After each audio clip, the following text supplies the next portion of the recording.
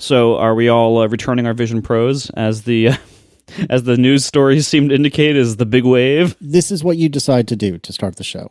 I was saving this, and now you're just going to drop this bomb right up front. Yeah, you already returned yours? No, of course not.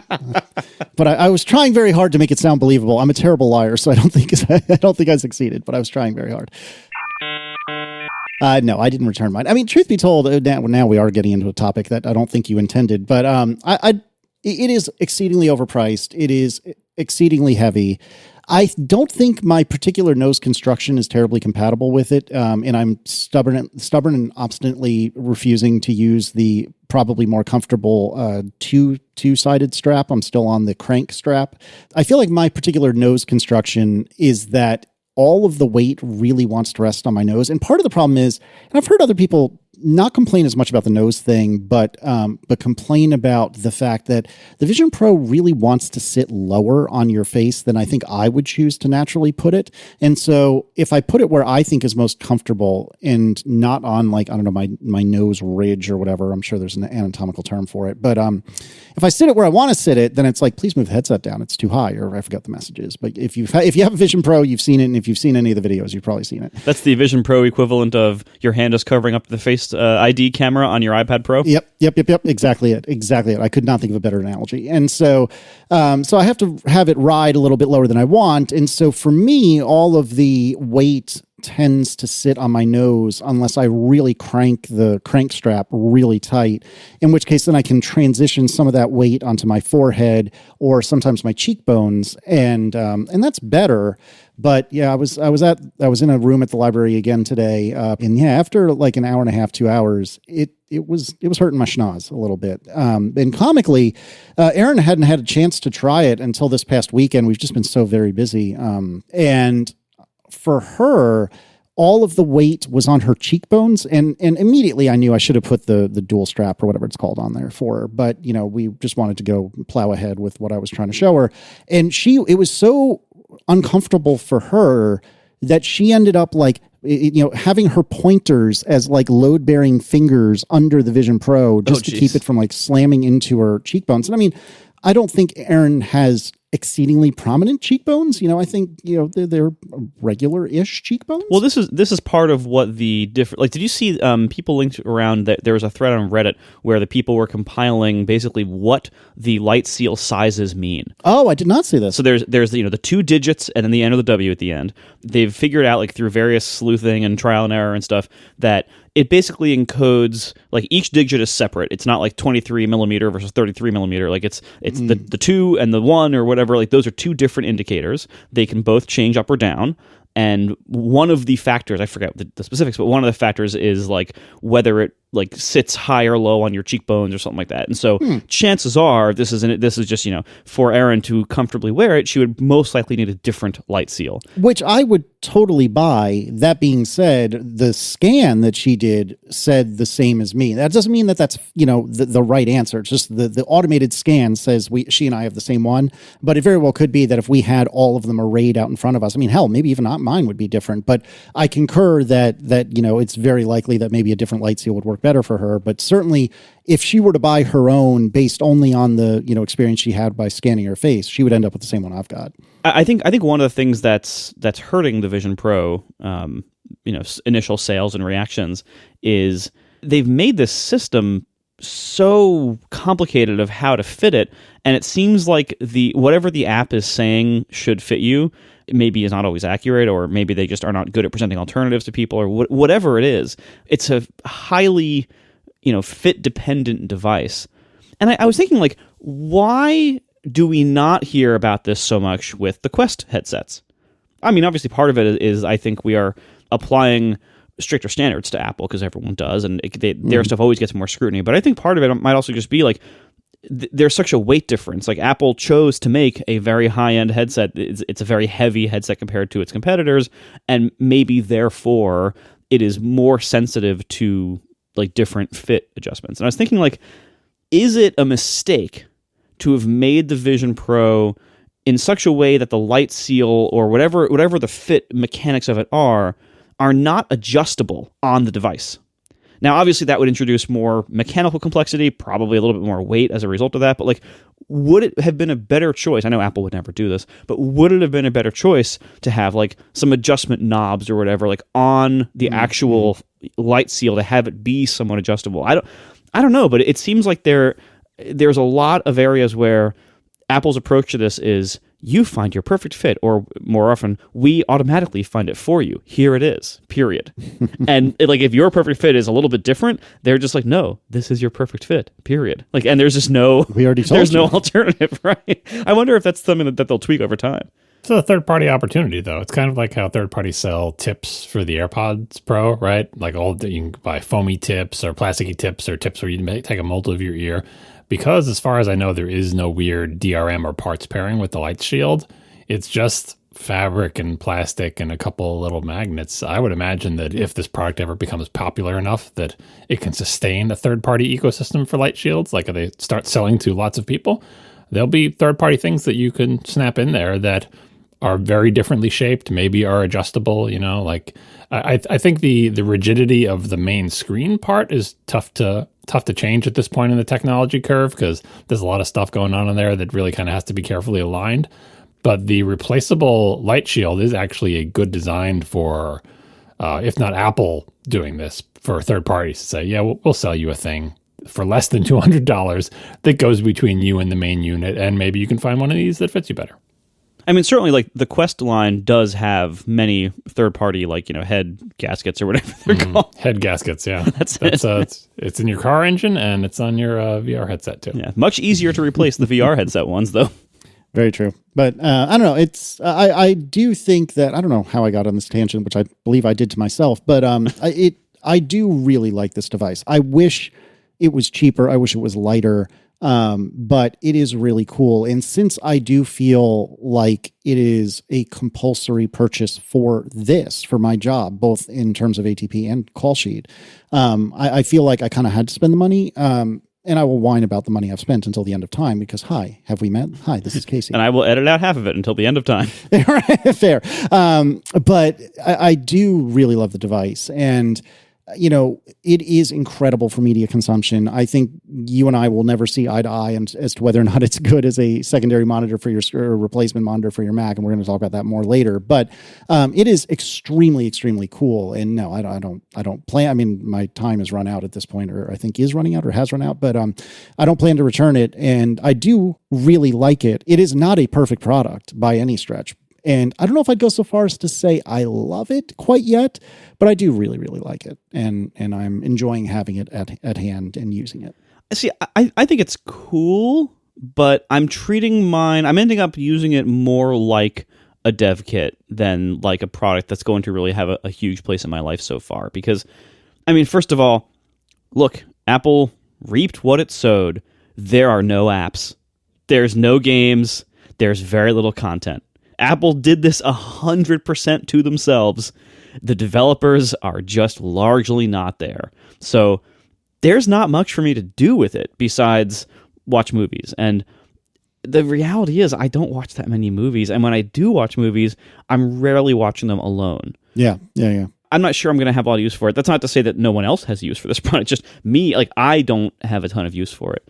I was really hoping the Mac screen angle of it would be very useful to me, especially now as I'm like, in this weird housing and transitional period where like I really want a big monitor, but I can't really fit one in this rental house. And like there's all sorts of, uses that I thought I might be able to squeeze out of it that ended up not really working that well for me. So for me, it's really just a dev kit, and it's a dev kit for a branch of my app that I'm not really working on yet because I don't have time because I'm working on the iPhone version. And I think this is going to be kind of a story we keep hearing, like something like that, where like, it's going to be difficult, again, over time, it's going to be difficult for developers to justify investing time into the Vision OS platform if there's no customer base for it. And it's a chicken and egg problem. If there's not a lot of apps and content on it, it's going to be difficult for a lot of people to justify buying one, especially with the other, hard to justify factors like the price and the single person experience and, some of the, version 1 challenges and limitations. Maybe I'm totally wrong, and maybe this is selling like gangbusters way above Apple's expectations, and maybe they can keep thinking that they don't need developers. But the reality is, what Apple has shown in their actions around App Store policy over and over again is they believe that they grace us with a platform full of users, and we should kiss their feet and thank them and give them a third of our money or whatever, because these are their customers they're bringing to us. Effectively, therefore, we are not really bringing a ton of value to their platform, that they are bringing the platform full of users, and we should be very thankful for that. And I think what we're seeing here is maybe this is demonstrating the value of developers to the platform. If not a lot of people are finding much to do with it, that's because there's not a lot of apps and content for it. Yeah. And that's because there's not a lot of third-party development for it. And so I know Apple will not change their App Store policies, but maybe at least this helps show them a little bit like kind of where it hurts, because they just did this huge launch of this huge platform, and I think it might be maybe a little below expectations. It's probably too early to say, but I'm kind of getting that feeling like I think they thought there would be a lot more apps than there are. And I think they thought there would be a lot more developer interest than there has been. Maybe they thought there'd be a lot more content deals from the big content publishers and stuff, and maybe that's not really happening as quickly or yet either. This platform is starving for apps and content. It's starving for them. It's just not there yet. And I hope it's coming, but what if it's not? Like, Apple's going to have to just make this work largely on their own because they've done such an effective job of alienating everyone else in the industry. Other than broad changes to App Store policy, like C-level changes, I'm not sure what I would have done differently, but I do think, and I can't help but wonder, if seeding dev kits to a handful of indies would have gone a long way, especially if it was in concert with talk about it. Because I think the problem is if they had seeded, let's say, Underscore for the sake of discussion, they shortly would have said, well, here's your dev kit. You may tell no one, and then that's not really accomplishing much. Like, yes, then that gets, an even more polished version of Widgetsmith in the store on day one than was already there, which is good. But I think the better approach would have been to hand Underscore one and say, go to town, man, talk about it. Get people excited if you can. Well, I mean, not an edict, but you know what I mean? Like, if he's going bananas doing all of this work and having all this fun, and Underscore would talk about it, and Underscore would be effusive about it, not because he's full of garbage, he's not at all, but because he's just a person who finds the good in things. And so I think, you seed an Underscore, you seed a James Thompson or whatever, and you start to build a little more enthusiasm in the indie community. And I think, admittedly, as I'm saying this, I'm like, well, of course you'd think that because you're in the indie community, and maybe that's true, but I don't know. I feel like it would have done a lot to build enthusiasm amongst anyone other than Disney and like Unity or whoever it was. I don't even know if they got dev kits. I just have to assume, but whoever it is that got the dev kits, it certainly didn't seem to be indies from what I can tell. And I feel like that was a missed opportunity, and it could have been that they wanted to and they just couldn't produce them in time or something held it up. I don't know. But it sure seems like if you were doing these labs, which admittedly were pretty controlled, by the way, I went to a lab, but I can't tell you anything else. But, even despite these controlled labs, I feel like if you had those labs, you must have had the quantity of devices at a stage in which they were complete enough that you could have seeded a handful of like trusted indies as well as the Disneys of the world. And I wish they did, and they didn't. And so, like you said, they're reaping what they sowed, and there isn't a lot on there. There's really not. And I think part of this is exacerbated by your average iPad app is really not great on the Vision Pro, in part because all the iPad apps are shown in light mode and all the Vision Pro apps, the native apps, are not literally in dark mode, but effectively in dark mode. And part of it is because these iPad apps are designed for touch targets that are much smaller than eye targets. And I've found that with almost every iPad app, it's often prohibitively difficult to grab the right target without using a cursor of some sort. And Slack is, to me, the epitome of this, and I think I've already brought this up several times, but like changing between different Slacks, which is something I do constantly in that app, is very, very difficult. And I don't necessarily fault Slack for this, but it's just that the targets are too small, and then it becomes difficult to use Slack, and then it's like, well, I'm just going to get my work done on my computer then. And so all of these iPad apps are kind of and there's not many Vision Pro apps because none of us had them. And so now what? And it's like, it's exactly what you said, Marco. Like, where do you go from here, Apple? What are you going to do? what we've seen is like I think the launch of the Vision Pro kind of is that dev kit program. Yeah. Obviously a lot of people are buying them, for their own, uses, their entertainment use. A lot of it's just kind of status or YouTubers, playing with it. But like whatever it is, a lot of people buying them as early adopters.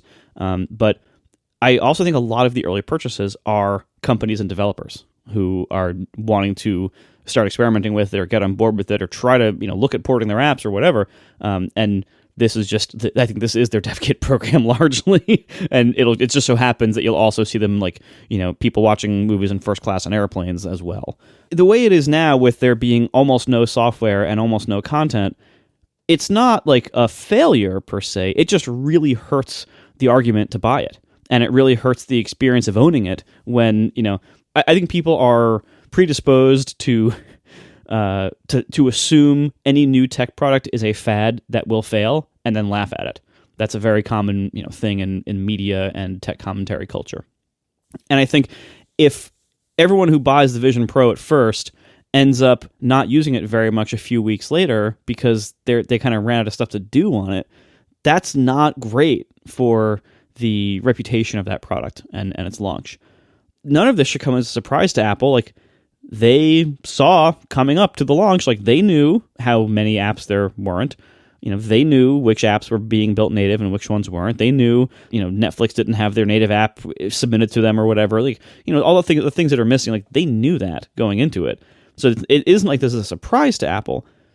Again, I hope that they are stepping on the gas behind the scenes in terms of their own content efforts. They're going to have to do most of this on their own. They're not going to get a lot of help from third-party developers or third-party content makers on this. They have to be making a ton of the 3D content. They have to be making a ton of the environment content, any kind of experiential, virtual travel stuff. They have to be the ones to kickstart that themselves because no one else is going to do it with these numbers. And with Apple having really alienated so many people over the last decade. And it's funny too, and we should probably move on from this, but I think what's kind of unfortunate about it is even though I'm kvetching a little bit about everything, like this is an amazing device.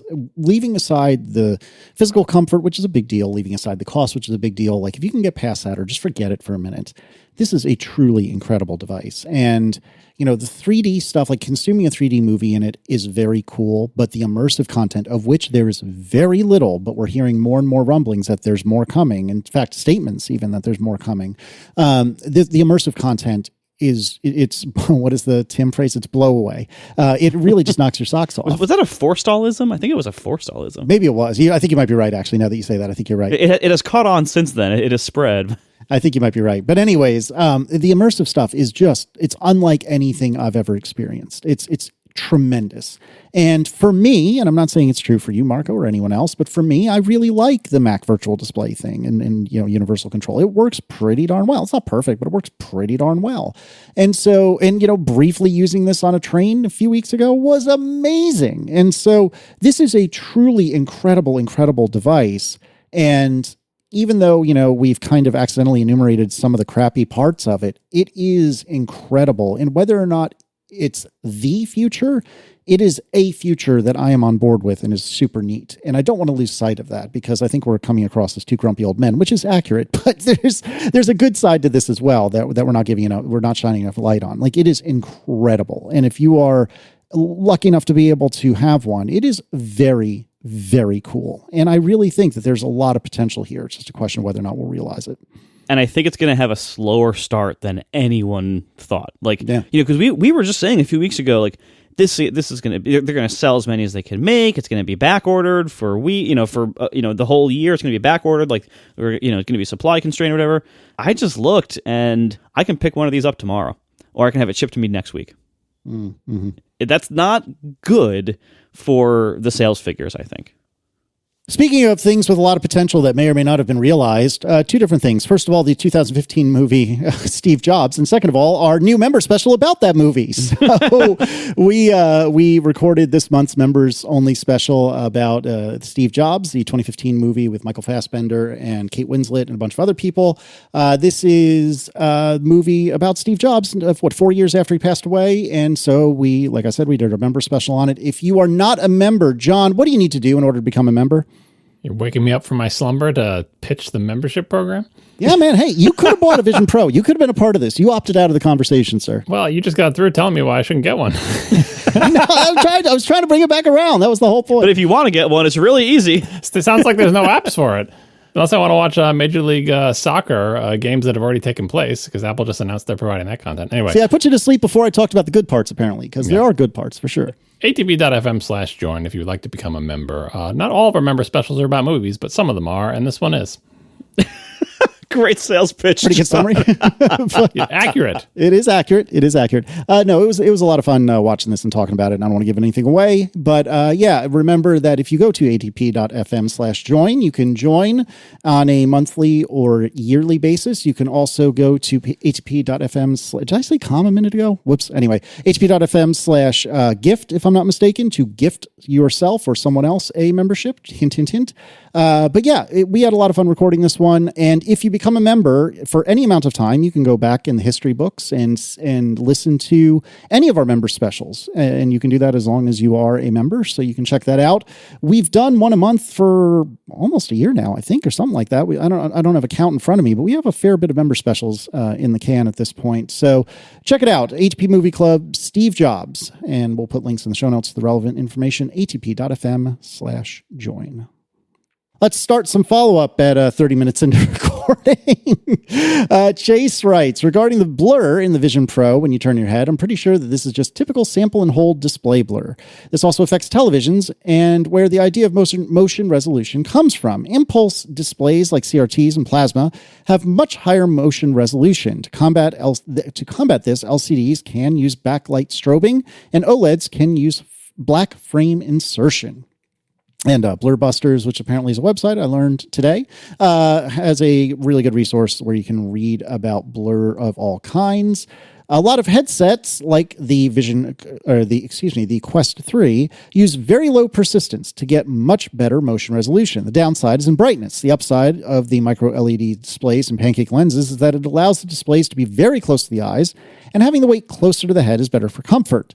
The downside of pancake lenses is that they swallow much more light of the light coming off the displays than Fresnel. I think it's Fresnel. Fresnel, yeah. It's those lenses that are flat, but they look like they have a bunch of concentric circle ridges on them. Okay, so or other aspheric lenses will. So even if the displays are 5,000 nits, once you add color filters, polarizers, and the pancake lenses, the brightness we see can still end up very low.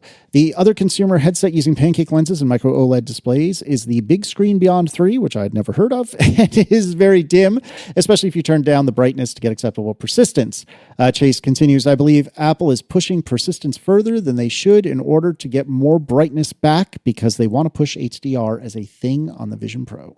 So on this topic, for the motion blur and motion, I wish I had known to look for that when I had my demo because I would have. I didn't notice it, but clearly Marco has, and I've heard it from other people as well. And I still wonder if this is what they're talking about. So the sample and hold thing, this happens on OLED TVs as well. The deal with OLEDs is you light up a pixel and it stays whatever color you made it until you change it, and it changes color really, really fast. And you're like, that sounds great. This is a great display technology. What's the problem? The problem is if you watch something like a 24 frames per second movie, it will show a frame and the whole TV will show that frame, just the exact frame, exactly the way it is until the next frame comes. And again, you may be thinking, that sounds like what it's supposed to do, right? Well, not really, because if you think about what a movie projector does or what a CRT television does, is both of those things will show the frame, and then it will basically like blast it onto the screen, like, boom, here's the frame. And then the frame will either fade away or quickly be replaced by black. Like with plasma, if you watch it in slow motion, it blasts color at the screen and then it just fades away. Sometimes plasmas would blast some of the color, then the second part of the color, and both of those will fade until the next frame appears, and a movie projector would show one frame of film, but then there'll be nothing as the next frame slides into view, and then it will blast that frame on. So what it's really showing you is bright light, bright light, bright light, bright light. And in between the bright light, there's either total blackness or a fade to black. And I think what our brain does during these intervals is say, okay, well, if there's like a train going across the screen, bright light, oh, there's the train. And then there's nothing or blackness. And then a second picture of the train appears, and now it's moved a little bit to the right, and our brain goes, oh, in between when I saw that first picture of the train, and then there was blackness, and then I saw the second picture of the train, I guess it must have moved between those two parts. With sample and hold on an OLED, where it just shows the train in the first position and just holds it there for 1/24th of a second, and then immediately shows the train in the new position, what it looks like to us, and you will see this on an OLED television if you have it set up quote-unquote correctly, is it's stuttery. It looks like it's moving in segments. It looks like chunk, chunk, chunk, chunk. It's like, why doesn't it look smooth? I watched the same movie in the movie theater. The train smoothly moves from left to right. But suddenly when I watch it on my OLED TV, it's stuttering or something, and it's not stuttering. It is, carefully, if you have it set up correctly, it's showing 1/24th of a second, and then 1/24th. And the thing is, it never goes black between the frames. It instantly changes from frame number 1 to frame number 2, instead of showing frame number 1 for a tiny fraction of a second and then showing blackness and then showing the next frame. So this is been a thing for headsets since they've been rolled out. And one of the innovations of Oculus, you can see John Carmack talking about this and everything, is like, we need displays that can blast that frame really brightly for a tiny, tiny fraction of a second and then fade to black and do nothing until the next frame is ready, because we want the brain to essentially fill in the blanks. Because if we show the frame the whole time until the next one is ready, even though we can do that with OLED screens, it looks jerky, because your brain doesn't get a chance to fill in any of the intermediary spots. Like if you think about the train moving, you see the train in position 1 and train in position 2. But if you blank out in between, then your brain will fill in train in position 1.1, 1.2, 1.3, 1.4. Your brain will fill those in for you. Those frames don't exist, but your brain will fill them in. But if you never do that, your brain will say, train is in position 1, still in position 1, still in position 1. Oh my God, it's in position 2. What happened in between? It instantly moved to position 2, and that appears jerky. This is a big thing with OLED televisions, which is why some people say, I have to turn on motion smoothing. I can't have it set up quote unquote correctly because it looks wrong to me. Because when there's a slow panning shot, I see every one of the 1/24th frames and it looks jerky to me. So that's what I would expect you would see in the headset if that was the problem. Marco would be saying, I turn my head and everything looks jerky. But that's not what people are saying. They're saying it looks blurry. Maybe it's the same thing. Maybe it's a misinterpretation. Again, I wish I had known to look for this. I didn't notice either jerkiness or blurriness, but my eyes aren't great and it was just a half an hour demo. So I'm interested to see how this develops. But this story about Apple pushing brightness rings true to me because things are very bright in there. And obviously you can get more brightness by holding that image longer and not fading to black between, or not fading to black as long. I'm curious, John, because when I went from plasma to OLED, I noticed this too, where I remember watching The Office, this regular TV show shot, I assume on film or whatever, but I remember panning shots. I noticed immediately the difference. Oh wait, motion looks bad on OLED. Mm-hmm. Everything else looked great, but motion looked worse. And my OLED, it's probably now 7 or 8 years old, so it's nowhere near cutting edge now. But I'm wondering, do modern OLEDs today, are they better with things like black frame insertion? Because I believe mine was one of the first ones that supported it, but it just is not fast enough of a TV. I tried it and it just looked terrible. I could almost see the black frames. It was not smooth enough. Is it better now? So modern TVs are better at black frame insertion than your old one was, but still not good enough that I think you would ever want to use it. Because here's the nature of OLEDs is they change really fast, and I think that makes it harder to do black frame insertion. The way they do it now to try to make it better is they double or triple the frame rate so that the black frames are faster. But OLED's quote unquote problem is they change so fast. LCDs, there's all these tricks we have to play to make the pixels change from one color to another really fast. OLEDs, you don't need to play any tricks. They change really fast. So that means they're changing really fast to blackness, which means you have only a brief time that the light exists, and then immediately it's completely 100% black, and that's why you felt like you could see the blackness, because it's not like it smoothly fades like a CRT, like a dying star. That's not how it works. So if we crank the frame rate up enough, can it fade to black between each frame? Yeah, there's it's really fast. But anyway, no, I'm saying can you just insert a faded frame and then another faded frame and yeah, that's that'd be a heck of a frame rate. But yeah, so what you're getting at there is alternate solutions, which is basically what they do. But just to finish the black frame insertion, there are ones now that are fast enough that you can't see it flickering, but they do hit the brightness. And for the most part, you don't want to make your TV dimmer, especially OLEDs, right? Because up until recently, OLEDs have not been, people would consider them not bright enough for a very bright room. Now they are very bright, but then their competition is brighter still. Anyway, what they actually do, the actual solution to the stuttering problem is The good televisions have essentially added a form of motion smoothing that is like the most delicate form. Like you don't detect it as a soap opera effect, but it smooths that out just enough for it to not look jumpy to you. So it's basically like motion smoothing, but turned down to the lowest possible setting, that lower than you'd ever imagine, and that basically cures the problem. And what that is doing is, instead of making faded frames, it is essentially interpolating between frames, but just barely enough to make it. It doesn't take much. 24 is close. Like if the motion picture, or even 30 frames, which is probably what The Office was, you don't need much more frame rate above that, so they don't need to fill in a lot for it to just smooth out. I still watch mine in straight up 24 frames per second mode. I can still see it on slow panning shots in movies sometimes, but it doesn't bother me as much as it bothers some people. But yeah, that's one of the reasons you want a fancy TV, because they will have a setting that says motion smoothing for people who hate motion smoothing. And it's like turn it up to 1 or low or super low or whatever. And sometimes they also separate the different aspects of motion smoothing, so you don't have to apply both of them at the same time, or you can set them to different values. That is essentially the solution to dealing with 24 frames per second content if you are sensitive to it, or 30 frames per second in the case of The Office, I imagine. Speaking of, display technology and screens and trade-offs and the Vision Pro, as we were speaking about a minute ago, there's been this great series, ever since the Vision Pro was announced and everything. There's a blog called KG on Tech by somebody named Carl Guttag, and Carl goes through and is very knowledgeable about VR and displays and hardware and optics and how all this stuff works.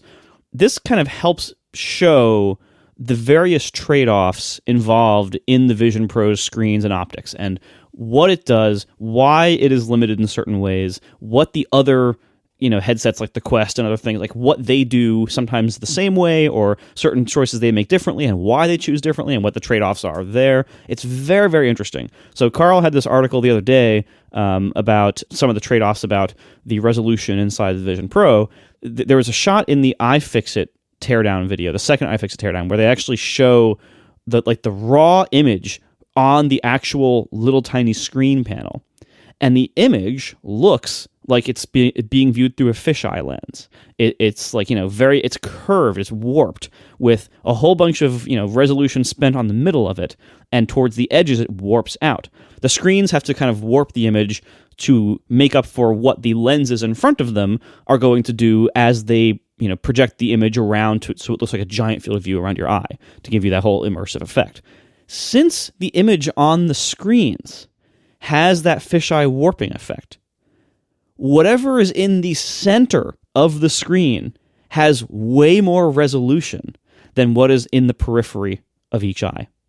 So I think this kind of helps explain, first of all, some of the optical effects that you see when you're using a Vision Pro, but also I think this might be part of my problem with the max screen mode. Whatever you're looking at in the Vision Pro, when you are looking straight ahead, that it has way more pixels, like per degree, than whatever is on the edge of the screen. Now, if you turn your head, obviously, you're going to turn the high resolution part of the screen towards what you're looking at. But if you are looking towards the corners of the screen only by moving your eyes and not by turning your head, then what you are looking at has way less resolution than what's in the middle of the screen. And also there's other kind of optical trade-offs that you get when you're looking near the edges. So for instance, when you're looking towards the middle, both eyes can see what you're looking at in their respective screens.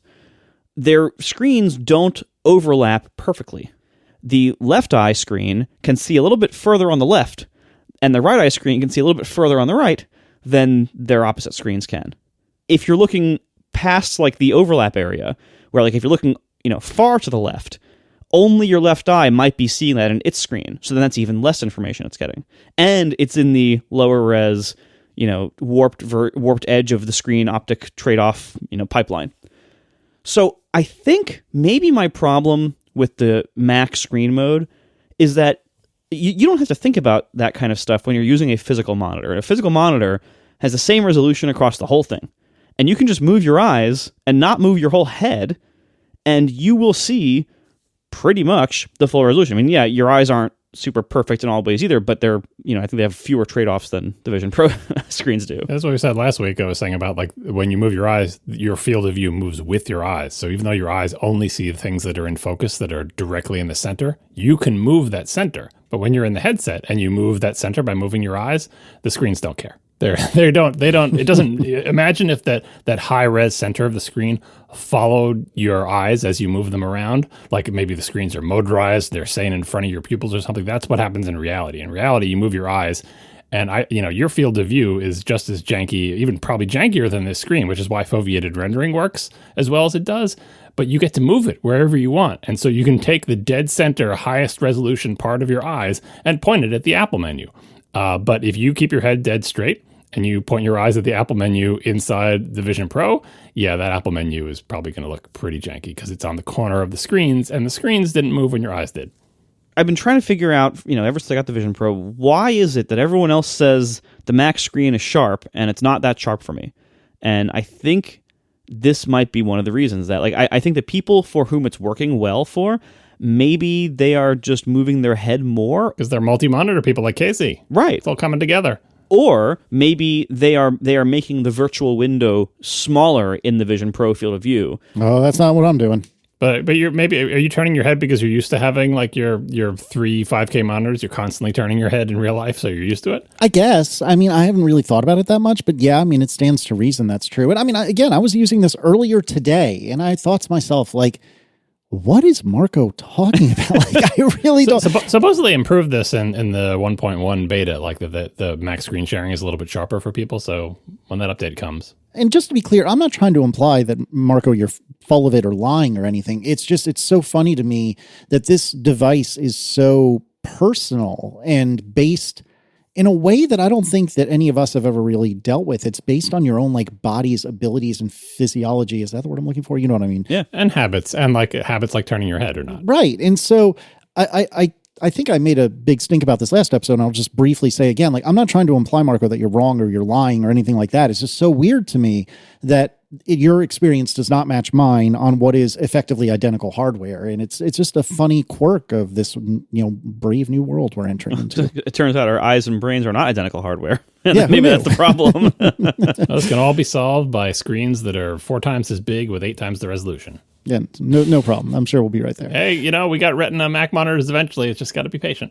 I think there's always going to be certain trade-offs. There are, for example, like certain principles of optics that are going to make some of this stuff more difficult, but certainly the higher resolution they can get those screens, you can paper over a lot of those problems, or you can dramatically minimize them. Kind of like on the iPhone screens where, on I think most modern iPhone screens, essentially, they use the pentile subpixel pattern where you don't even get an R, a G, and a B subpixel for every quote-unquote pixel on the screen, right? Like if you zoom in on the screens, that they use this pattern where, like, I forget which one it is, but one of the subpixels is shared with neighboring pixels, and you're like, how can that look good? What a garbage screen. They couldn't even give every pixel an RGB? That must look terrible. And the answer is no, you can't tell. They're so small.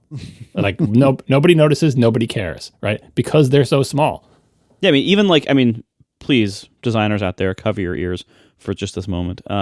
When I draw icons and think about font weights and icon stroke widths for my app, you used to have to think about all right, you got to make everything exactly 1.5 points or 3 points or whatever it was, so it would perfectly line up on pixel boundaries. Integer multiples. Yeah, and so it would look good on Retina screens and non-Retina screens, and it would perfectly align with everything. And these days, I don't think about that anymore. Once we went to 3x density iOS screens, which I believe happened at the same time, I believe that was all with the iPhone 10 and forward, I have yet to find any stroke width that I choose to use that looks blurry or bad compared to other ones. So now I just do them semantically. I'm like, all right, I want this icon to be semi-bold. I want this one to be medium. I just do that and kind of let the system do what it wants with thicknesses, and they are not always perfect integer multiples.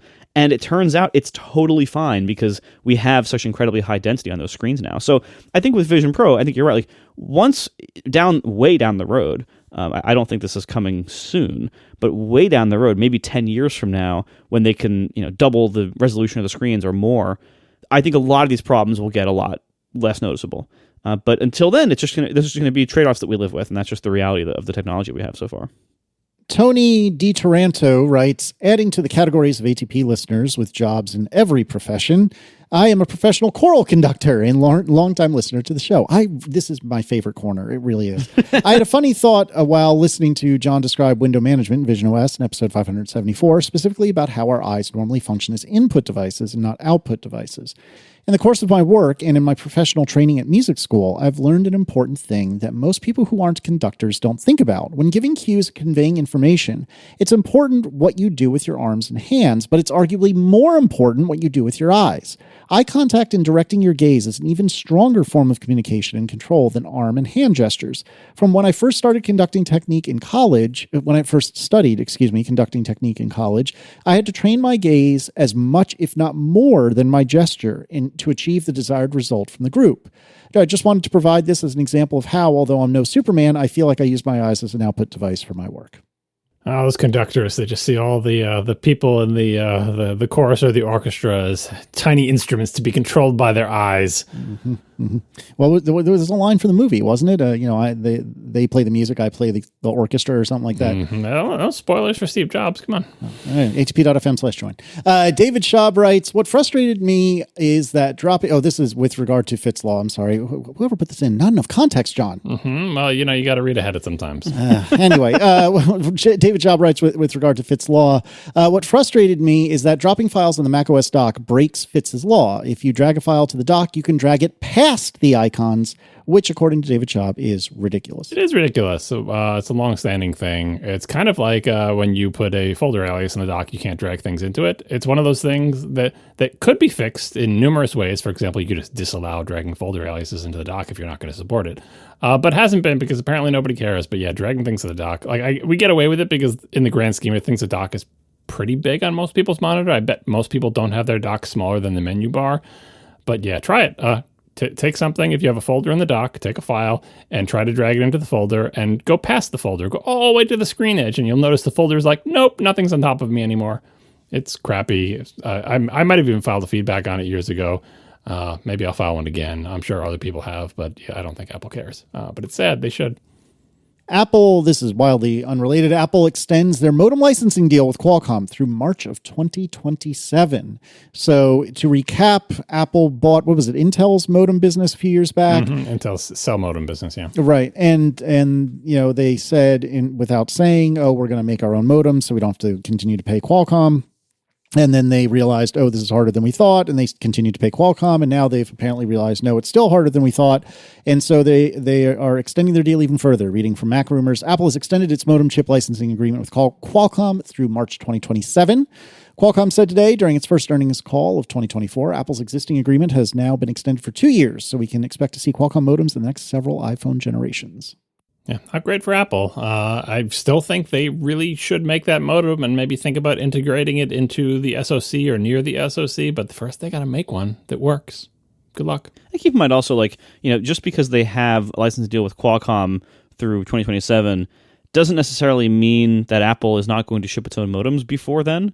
It probably means that, but this could be like Apple is going to need Qualcomm's chips until through March 2027 for some parts of their lineup. That's true. It's possible that next year one of the iPhones gets it or some variant of it, whether it's the iPhone SE or but they're going to want to start this slow. I think it's not going to debut in the Pro phone. Probably, I think they're probably going to be wary and put it out in the SE first or something. I don't know what they're going to do, but given how hard it's been, I don't think this is a bet your flagship product on. I don't even think they can make enough of them at that. I guess the TSMC would do it for them or whatever. But yeah, I think given how this has gone, a gradual rollout of Apple's modems is a good idea. Remember last time they used Intel modems in their phones, and what was it? You could either get the Intel modem or the Qualcomm one, and nobody wanted the Intel one because it wasn't great. And that was kind of on their flagship phone. Yep, I had the Intel one. That was the AT&T iPhone 7.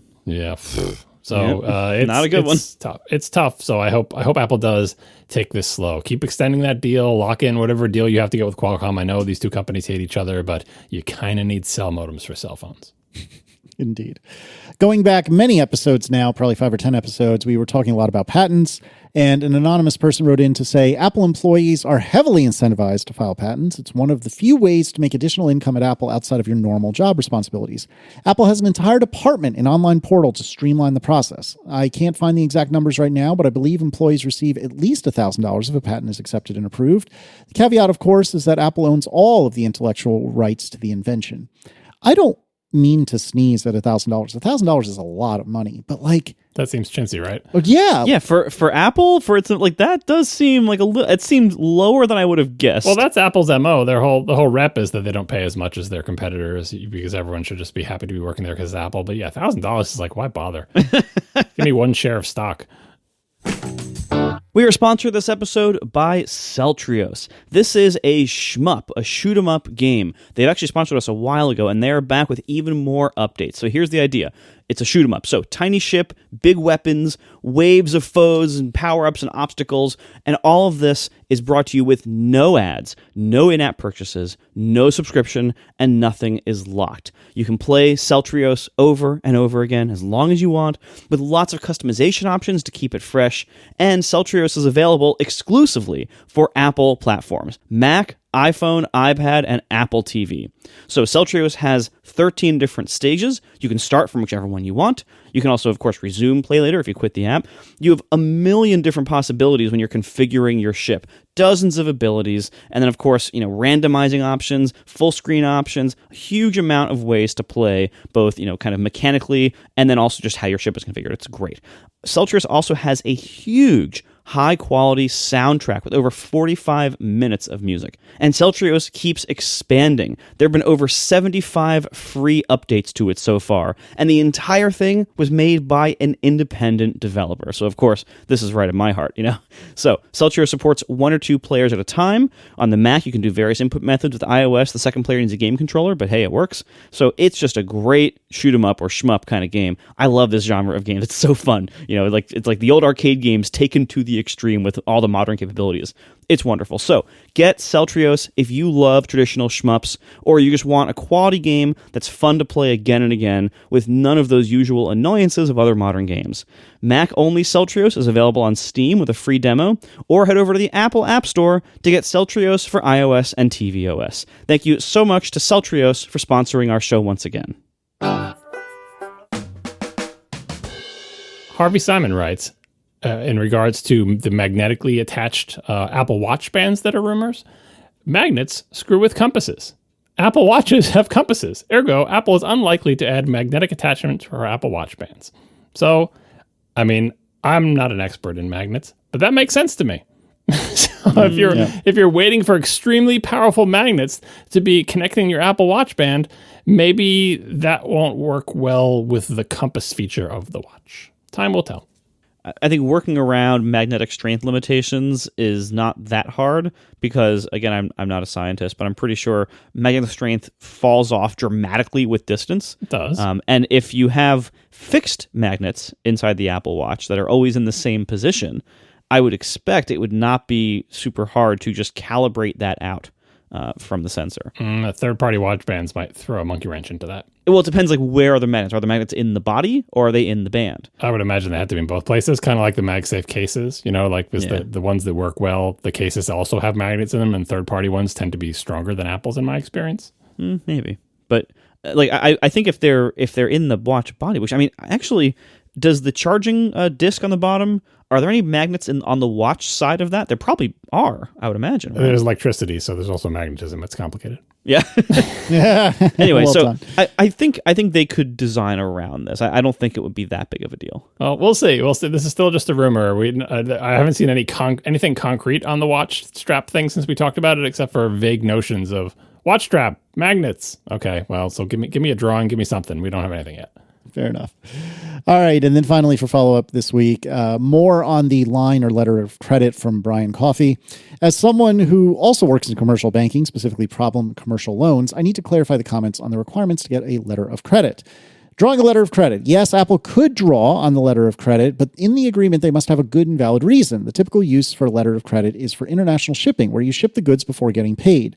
The letter of credit ensures the overseas recipient won't stiff you. The shipper who got stiffed must go to their bank to work with the shippee's bank to claim that the shipper never got paid.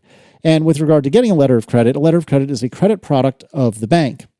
Once a letter of credit is drawn upon, it instantly becomes a loan. A company can get an unsecured letter of credit if they're producing enough cash flow to show they're quote-unquote good for the money, if the letter of credit ever gets drawn upon. If a potential borrower doesn't have strong enough cash flows to support this, there are alternatives. Smallish businesses could put up their homes or retirement accounts as collateral.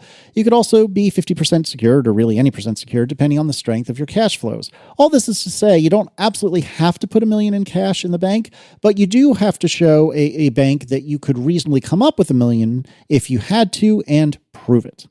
So it's not exactly handing the bank $1 million or €1 million, but it's not that far away either. Yeah, I mean, like any bank thing, if you can convince some bank to do something for you, then fine. But yeah, I feel like the bank basically wants to know you have something that we can get $1 million from, even if we need to like repossess your home or whatever. So it's not as bad as you must have $1 million in cash, but I feel like you still kind of have to have some way to get $1 million for a bank to agree to this, because that's kind of the whole deal. Unless you have a really friendly bank and it's like, we like your face. We think it's fine. Yeah, we'll front you $1 million because we like your face. That sounds reasonable. Yeah. Yeah. All right, let's move on to some topics. And of course, we have a little bit more Vision Pro to talk about. And John, you seem to be very enthusiastic to talk about personas, baby. So what you got?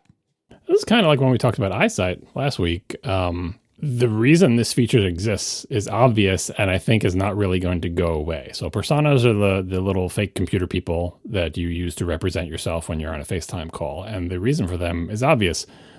Being on a video call, in a Zoom meeting for your work, in a FaceTime or whatever, it's so common today. It's a very common part of using computers. But if you got weird ski goggles strapped to your face, how do you get yourself into a video call? Do you let your Mac's webcam show your weird ski goggly face? I think people would find that off-putting, even with the creepy eyesight things on it. So Apple's solution is, hey, we'll make a little computer version of you, and when you're in your FaceTime call or your Zoom meeting, the little computer puppet of you will talk. And that problem is not going to go away until we're actually wearing, glasses that just look like regular glasses, which is many, many, many years in the future, if it ever comes in any form. So you're going to need some way to show your face in these meetings. I guess the other solution is, we're having a Zoom meeting. Well, why isn't your video turned on? Oh, I'm wearing a headset, so you can't see me. I'm not sure that's necessarily going to fly. And you wouldn't want it to, because there's a lot of bandwidth, a lot of communication that happens from your facial expressions. So Apple's solution to this is these weird, creepy computer models. And as weird as they are, I think Apple's going to keep plugging away at this. As they've taken a lot of flack for this during the rollout, because they do look kind of creepy and scary. I don't think that Apple is going to be scared away, nor should they, because I think, video conferencing is not going away. And it's going to be a long time before these things on our face don't look like ski goggles and kind of hide everything about most things about our face. So I think they just need to keep plugging away at it, as embarrassing it is now. And as for how embarrassing it is, like last episode, I think when we tooted about it, we showed Casey's persona and like the graphic for that episode.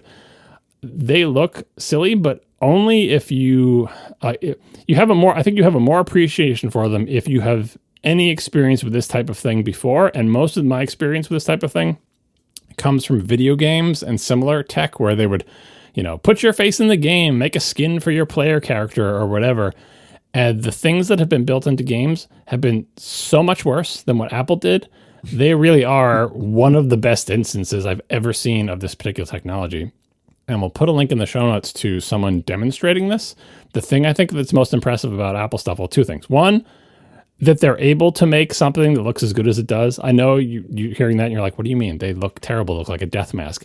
It could be so much worse. Go look at a video game lets you do this. It could be so much worse, right? And yes, they all blur the edges to hide their sins or whatever, but they do an amazing job with just a face scan that you can do, not a professional scan. Like, go look at things where they have like a famous Hollywood actor in a video game, and they have that person go into a full motion capture studio and have them stand there with like balls on their shoulders and lasers shooting them from a million angles, like incredibly controlled environment where they spend the entire day getting their face scan, and they put them in the game and they look awful. And this is, just hold these ski goggles in front of your face for 2 seconds, turn to the side, and Apple's doing a better job. So that's impressive. But the second thing is, that's demoed in this video, how well it tracks the expressions you're making with your face. So you're wearing ski goggles, and you're raising your eyebrows, and you're blinking, and you're twisting your mouth, and you're sticking out your tongue, and you're smiling, and you're frowning, and you're furrowing your brow.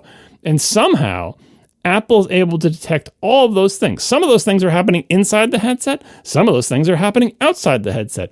It is phenomenal what they do. Now, does the little puppet look like you when it's doing that? It's got everyone's got the same perfect fake teeth, and everyone's got the same weird artificial tongue. And it's not, if you can make the W shape with your tongue, the avatar is not going to, right? But like, it does a really good, I think it does a good enough job, kind of like a really well-articulated puppet would do, of letting the people who are on the Zoom call with you or whatever know what expression you're making. Are you, are you happy about that? Are you skeptical? Are you angry? Are you not paying attention? Like, I feel like they do an amazing job of matching the movements of the various parts of your face and reflecting those. No, it's not perfect. It's not capturing all the subtleties of your acting performance. It might not even really look like you, but kind of like I was, talking about the cartoon eyes, sometimes just sort of not a cartoon eyes, but like a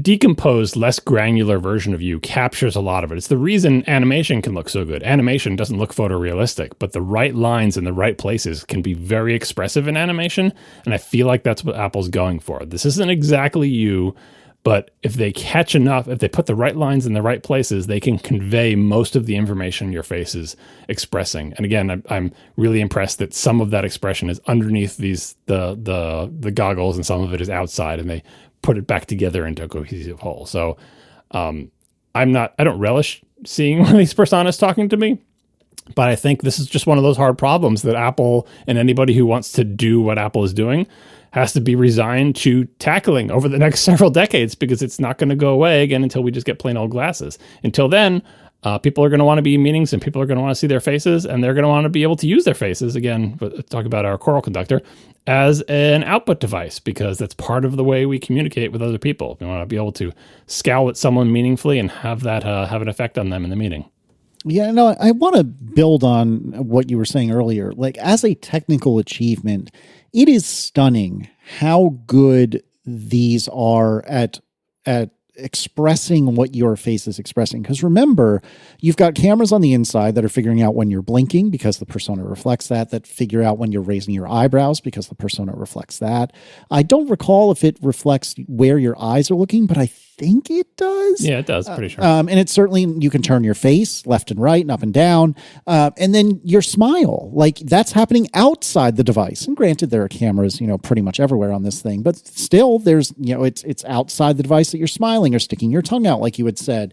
And whether or not, leaving aside the creepiness factor or the uncanny valley, which again, just like I was saying in the beginning of the show, like that's a big thing to just push under the carpet. But leaving that aside, the technical achievement is really just phenomenal and stunning how good it is. And, I do a monthly FaceTime call with James Thompson. We had one this morning, and because we're both idiots, we jumped on the call, unbeknownst to either of us, but I think we both kind of assumed it. We jumped on the call, started off the calls in our Vision Pros with our personas and so on and so forth, and had a good laugh about it and, chuckled about how ridiculous we both look. And then we hung up and, got on the computer like we usually do. But I think if we had stuck with the personas, it would have been awkward for a few minutes. And this is a very common refrain from people who've done it. It would have been awkward for a few minutes. And then it would have felt pretty normal all in all. And I think that's how it typically ends up. Like, I'm not saying it's not weird. I'm not even necessarily saying it's not creepy, but I don't know. You settle into it. And again, as a technical exercise, it is beyond compare. Did you look at the Charlie Chapman video, by the way? The one that I was referring to? Did you have a chance to look at it? I think I skimmed through it super quickly, if memory serves. Some of the things he does, for example, are like puffing air underneath his into his behind his lips and into his cheeks, and also talking out of like the side of his mouth. Like, that's what I'm talking about, where it's not just like a puppet where it's like, I can tell when you're opening your mouth and you said a T sound, so I'll make it look like you're making a T sound with your tongue. Like, you can do weird stuff with your face that is not normal, like puffing your lips up and talking weird, like, and is it tracking it exactly? No, but they're accounting for the fact that you might do that, and they're mapping it to whatever their little puppet model is of your face, going far beyond just simply making it so that your mouth moves when you talk. Please, everyone should definitely look at this video. I mean, and again, ignore the fact that his whole head is all fuzzed out and he looks like a weird death mask of himself. But I think you are correct at how incredibly impressive this accomplishment is, but it's still not good enough. And I think this is largely the story of Vision Pro in general right now. Most products, like most new groundbreaking products, you tend to have mostly like routine, stuff that has been done before, plus like one or two big new challenges. That's not the Vision Pro. The Vision Pro is a very small number of things that have been done before. Like, here's an M2 based, iPad based OS in a computing environment with Windows and stuff. And then they tackled 10 different massive challenges at least, and they have achieved remarkable things. They're way ahead of the industry in so many ways with the Vision Pro. But the problem is they're not selling the Vision Pro and pitching the Vision Pro to people in the VR industry. They're not selling and pitching the use of personas to only gamers. They've tackled these massive problems, and they've done very respectable jobs in their solutions to them. But the problem is they're still not where most people want them to be. And they probably have some kind of like resentment whenever people criticize it on some level. Like, I bet there's people in Apple who are like, how can you criticize the personas? Because look at how amazing they are compared to the state of the art. And that's true. But when you're presenting them as an alternative to people, then people are going to hold them to a much higher standard. Maybe that's why they made the studio display camera so cruddy.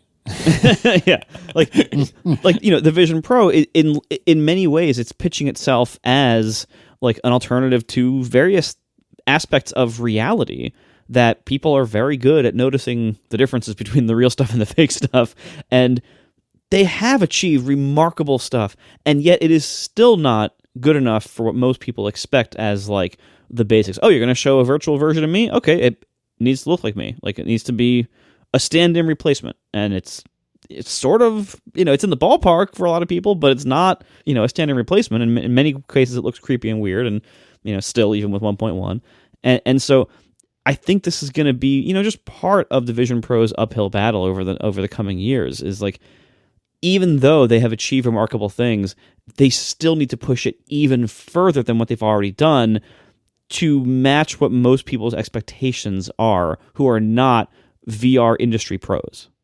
Yeah, I think they picked mostly like the right challenges, because there are so many different challenges they could have chosen. And you might look at this, I think a lot of people look on the outside like, why did Apple even try to do this? And the answer is because this is one of the problems they eventually need to solve. And if you don't start working on it now, don't expect you're just going to snap your fingers sometime 10 years from now, it'll be perfect. You got to make the janky version first, right? So they're doing but they can't ignore this problem. Like, they can't ignore it unless they see a time horizon of just wearing like clear glasses instead of these goggle things. Otherwise, this is just going to be out there as an issue. And so they better start plugging away at it. And I bet this was like a big time sink and a big, like a lot of technology went into this. And to your point, Margo, a lot of technology and time went into it, into a feature that we know regular people are going to look at and go, ugh. I look at it and go, ugh. But it's like, you just got it. Like, this is a problem that has to be solved. If you want to make this product, there are a small number of problems that you basically just have to solve, and you're not going to be able to do a great job on them, even if you do better than anyone else has ever done before. But you better start cracking on it, because next year you make a better version. Next year, like, they can't ignore this one. They can't, like, even more so than eyesight. Or eyesight, where you can say, okay, we'll make the cheaper one without eyesight, or we'll use cartoon eyes or whatever. Like, you could maybe sweep that one under the covers, but people are on video calls all the time, and I don't think it's acceptable to them to say, either you just can't show your face, or your face is going to have these giant ski goggles on it. And all of those are less acceptable than even this janky thing. So they just have to be like, okay, we're gonna put ourselves out there. We're gonna say we gave it our best shot because we recognize this is a problem that we need to solve. And next year we hope we'll do better. And it's going to be a while, but like I said, it is impressive from a technical perspective what they've achieved. And I think they struck a reasonable balance in the beginning. People are like, why didn't you just use Memojis? I think Memojis would be worse. Like, I know they have Memojis. I know this whole scene kit versus reality kit political internal API thing that they have going on there. But setting that aside, Memojis are not as expressive as personas are. Again, watch the video. We'll link in the show notes of Charlie Chapman showing his different facial expressions. Memojis are cartoons that are not what I was using before, the example of animation where you draw just the right lines to be expressive. Emojis are not that. Emojis are bad, rigid-headed, Chuck E. Cheese, Pizza Time band, whatever things. Not to slack in the Memoji team. What they did is amazing too. The Emojis had to walk so personas could walk a little faster. But personas are better able to communicate you across a computer while you're wearing that goggles than Memojis would be. And that's what people want is personas, but not bad. Right. And so I guess you have to start, you could either just never ship, or you could ship what you have, which is personas, which are, better than Memojis, but still not good enough. So I give Apple an E for effort here. And if they have to choose where to add the resources to pursue better things, I would say put more resources into personas than eyesight for going forward. Yeah, I don't know. I stand by eyesight as well, and we don't need to belabor this, but I get why people are turned off by both personas and eyesight, but I genuinely think this would be a far worse product without both of those components. We are brought to you this episode by Squarespace, the all-in-one website platform for entrepreneurs to stand out and succeed online. Whether you're just starting out or managing a growing brand, Squarespace makes it easy to create a beautiful website, engage with your audience, and sell anything from your products to your content to your time, all in one place and all on your terms. Let me tell you how great it is building a website with Squarespace. So I've told you over the years how whenever I or someone in my life needed a new website for something, especially businesses, I would always point people to Squarespace first, and they would, every time, they would try it and they would realize, oh, I'm done. This is all I need. This just happened again. A friend of mine runs a small business, and she had some very, very high quote for some custom work. And I said, hey, why don't you try it on Squarespace first? And she didn't know about this. And she looked, and next time I saw her, she's like, oh my God, you just saved me thousands of dollars, because she was able to go, and she's not technical, but she was able to go to Squarespace and build her own site without me telling her how to do it as the nerd. Like, you literally just point people to Squarespace, and it's so easy. Even non-tech people have no problem figuring it out and then doing it themselves. So you're actually, not only are you saving yourself as the nerd, you're saving yourself work and, time that you could be, that you might think they would need your help. But then you're empowering them to build their own site, and every feature she was asking me, like, oh, can you change this? Yes. Can you change the template? Put in your own stuff? Yes. Does it support buying things, scheduling things? Yes. All of those. Does it support image galleries? Yes, of course. Like, so much on Squarespace is built right in, and it's so easy. Anybody can do it. I strongly suggest you check out Squarespace, and if people in your life need websites, point them to Squarespace too. Go to squarespace.com to start a free trial. When you're ready to launch, go to squarespace.com/ATP, and you will save 10% off your first purchase of a website or domain. So once again, squarespace.com, free trial. When you're ready to launch, use squarespace.com/ATP for 10% off your first purchase. Thank you so much to Squarespace for sponsoring our show. There was news today that Apple is already defending iMessage against tomorrow's quantum computing attacks. I'm sorry, what? So Apple and security professionals that have probably known about this for a long time, but I don't often have to think about this. But one of the things that security professionals are thinking about is, hey, there will one day be a quantum computer. And what happens if you somehow, probably nefariously, capture a bunch of encrypted traffic today? But what if you save it off for years and years and years? And eventually you finally get your hands or build that quantum computer, and you can go back to all of that years and years and years of data that you captured with our comparatively weak encryption that we use here in 2024. Well, suddenly your quantum computer can just decrypt all of that, right? That's how it's going to work. And nobody really knows if that's true or not. It certainly stands to reason that it's true. And Apple is already starting the process of defending iMessage against tomorrow's quantum computing attacks. So they had a blog post about this, which I'll link in the show notes, and The Verge covered it, and I will read from The Verge a little bit. Apple's security team claims to have achieved a breakthrough that, quote, advances the state of the art of end-to-end messaging, quote.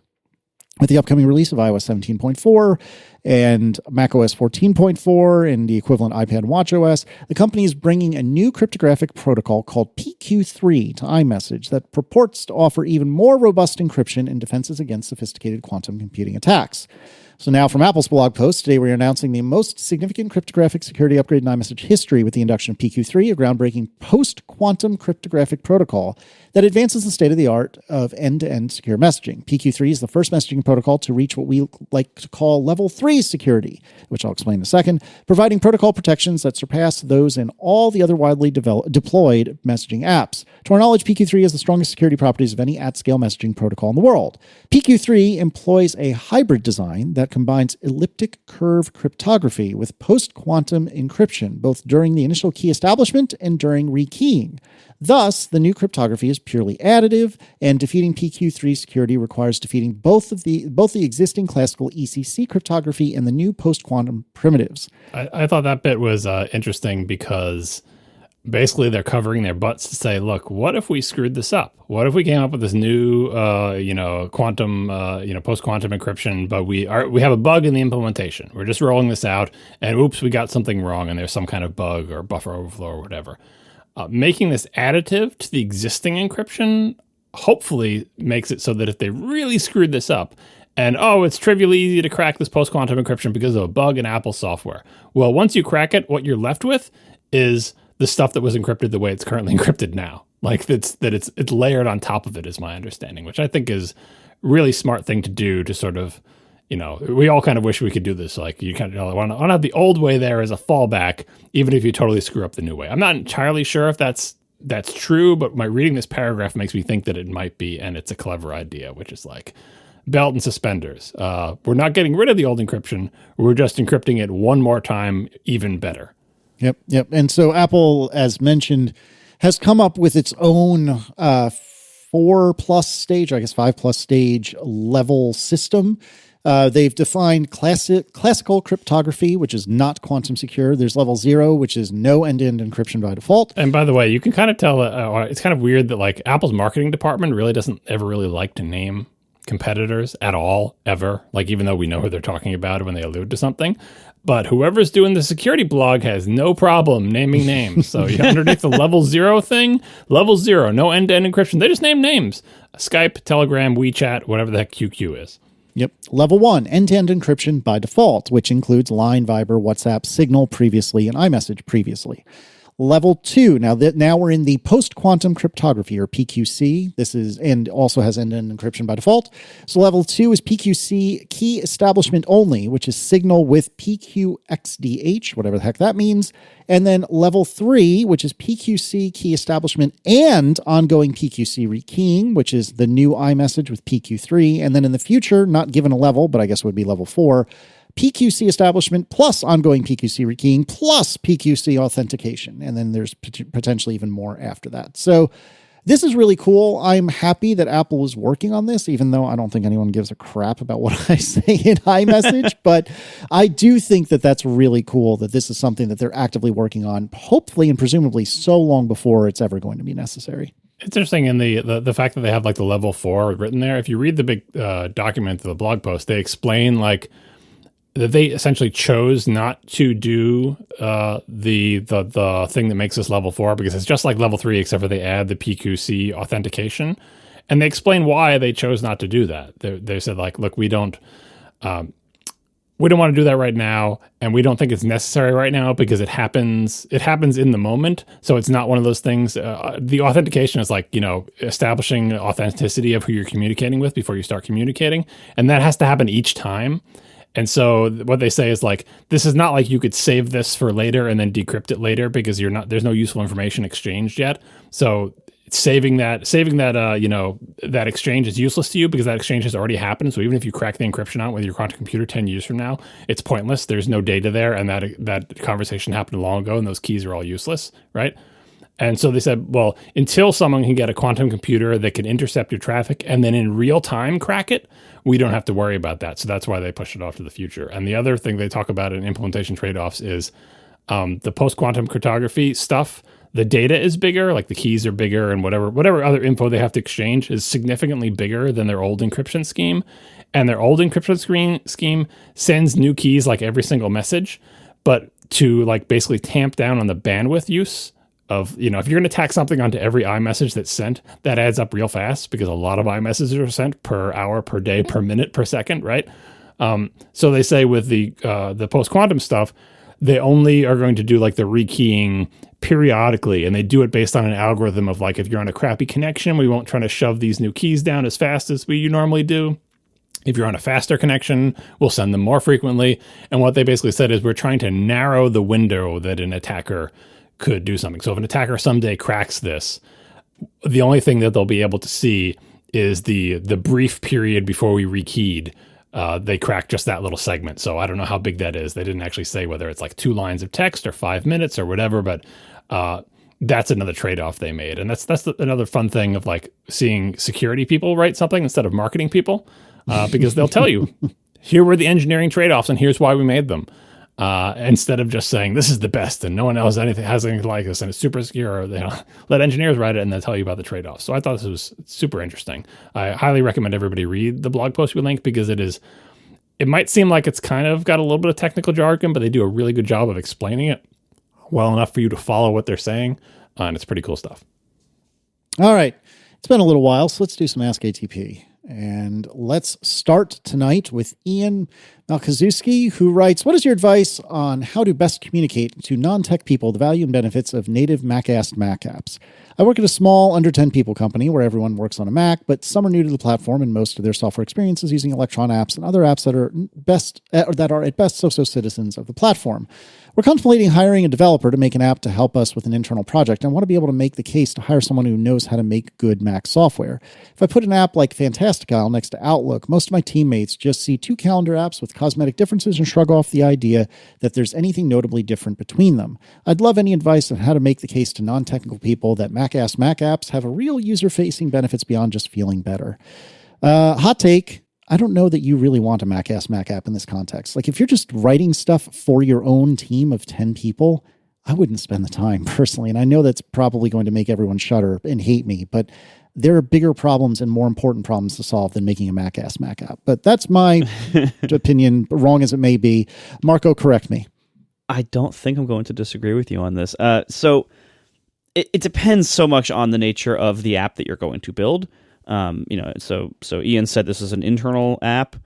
I think it will be challenging for the higher ups to justify what it would take to make a really good, quote, Mac-asked Mac app. And what that means is, basically native Mac code, native Mac controls, kind of the standard Mac UI design paradigms, things like that, as opposed to things like Electron.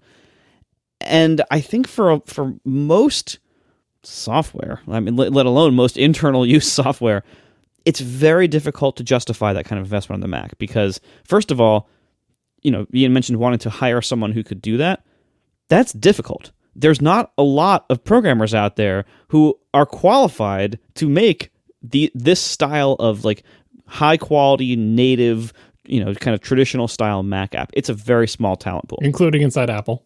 Apple can't even make them anymore. Sorry, but it's true. It is. So that's, problem number one is, could you even find someone to do this? Problem number two is, would you be able to pay them what they are probably worth?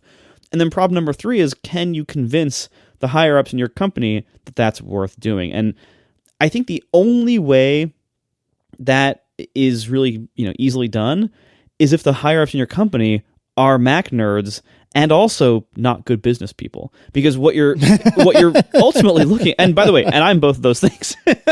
So if it was, my internal app, I would absolutely do this. But the problem is when you're talking about having that style of app, with the realities of today and the markets and the tech needs around it today, it's more of an indulgence than something that you can make a good business case for. So if you're able to convince them, hey, indulge me in having this thing that we're going to build be very nice in these ways that you don't care about, but I do, then good for you. That's great. I think you're in for an uphill battle. And then also, even if you can get someone to build it and you can get the higher ups to agree to indulge you in this, what happens down the road when you have to change it or update it? How hard is it going to be to get someone in to do that down the road? Because it's already hard enough now. So I think it's going to be a tough sell. These two just don't have enough experience dealing with giant corporate bureaucracies. Let me tell you how to do this. Okay. So the first thing you need to do, is establish things that are not in this question that I don't know the answer to. For example, this seems to imply that you're going to hire a developer to make an app for an internal project and that you only need a Mac app. If that's really true, confirm that and say, just so we're clear, we're not like planning on making a Windows version of this app later. Like, well, it's an internal app. Like, are we ever going to need a Windows version? Do we need a Linux version? And if you can get past that hurdle of clarifying the requirements and they say, no, we're never going to make a Windows version. We're never going to need a web version. This is going to be a Mac app. It's an internal thing. We're just only ever going to run on Macs. There's never going to be any other version. Then you're set, because then what you can do is not say what Marco just said, because that will discourage them. What you have to say then is, okay, if it's going to be a Mac app, the reason we want to hire an experienced Mac developer is because the straightest path to make a Mac app is to use Apple's frameworks in a straightforward way. No weird custom stuff. No, I've come up with a framework of my own for doing GUIs. Just use, and you'll have to hash this out. Whatever, do they want you to use SwiftUI? Do they want you to use AppKit? Whatever it is they pick, whatever path you go down. Don't pick SwiftUI on the Mac. Yeah, find someone who will do that in the most straightforward way possible. And the pitch is, when this person disappears, I want anybody to be able to look at this and say, oh, this is a straightforward SwiftUI app, straightforward AppKit app that doesn't do any weird custom stuff, that has no custom controls, that Apple's documentation explains how to do it, that it's really easy to find example code, documentation, that it is straightforward, and they're going to be done faster. This was the old pitch with the Next stuff when it was, Next and Objective-C and everything. You can make a very highly functional app with fewer lines of code and in less time because the frameworks do so much for you. That's the pitch you make. Your goal is, I want to get an experienced Mac developer in, and the pitch is, we need someone who you can't someone who's like, I don't even know what APIs Macs offer. I'm just going to use the Quartz 2D drawing API and draw my own GUI because I don't know what this whole AppKit thing is. It's confusing to me, but I'm a good programmer, so I'm going to make my own UI framework like Lauren Brichter out of OpenGL or whatever. You know what I mean? That is not what you want. And so that's how I would pitch it. I would say, and you're never going to get sort of to know the culture and the idioms, but at the very least, you should get someone in there. For example, if you decide it's going to be AppKit, get someone who knows AppKit. I know it sounds dumb, but I've seen corporate hiring, and it's you can figure it out. It'll be fine, right? And and someone comes in, and you're like, oh, I've made a Mac app, and they show you an Electron app, and it's did you make an Mac app though? Are you really a web developer? Are you using React Native and Electron and all these other things? That's not what we're looking for. And that I feel will be harder to wrangle, because if you're making some kind of internal tool app and someone uses Electron and it takes 500 megs of RAM when you just launch the thing, that's another case against it, right? Just find a Mac developer who can make a straightforward, simple thing that will be done quickly, have lots of functionality, and be easy for any future Mac developer to understand. I'm not saying it's a slam dunk case, but that's your best shot. All right, sorted. Julian Gamble writes, if you could ask Apple for one new API to help your apps this year, what would it be? Julian's guesses are Marco for Overcast, WatchOS, an API to make syncing files like podcast files work on demand and reliably on schedule, and in general much easier. We can stop there. I don't even write a watch app, and I'm in. I'm ready. I don't think an API can change physics in the size of the watch's battery. And I know Marco says they should loosen up a little bit, but in the end, an API that did that would burn your battery pretty badly. Okay. First of all, this would not be my guess, or this would not be my pick for this question. Mm-hmm. But just for the sake of argument, what I would want in this area would be if a user has initiated a download while the app is in the foreground. Let me start a backgroundable download that begins immediately and uses Wi-Fi if it has to. Because right now it will, wait for a while and maybe do it later when it's on the charger, or it'll use the Bluetooth connection of the phone because it's lower power. And if a user, while using the app in the foreground, initiates a download, that signifies pretty clear user intent. I want this to happen, like kind of now. I make a pretty strong argument for that, but honestly, that is not my biggest problem on watchOS. My biggest problem on watchOS is every few days when I get an email from a customer saying, why don't I support the double tap gesture on the Series 9 and Ultra 2 yet? And the answer is there is no API to do that. Apple released the double tap feature in the fall, and they said, hey, third-party apps, you can just let this do the default response on notifications. And that's it. So literally there is no API to respond to double tap, and it's such a glaring omission that my customers assume that I'm the one being negligent, not Apple. So that would be my number one request on watchOS. But that isn't even my number one request overall.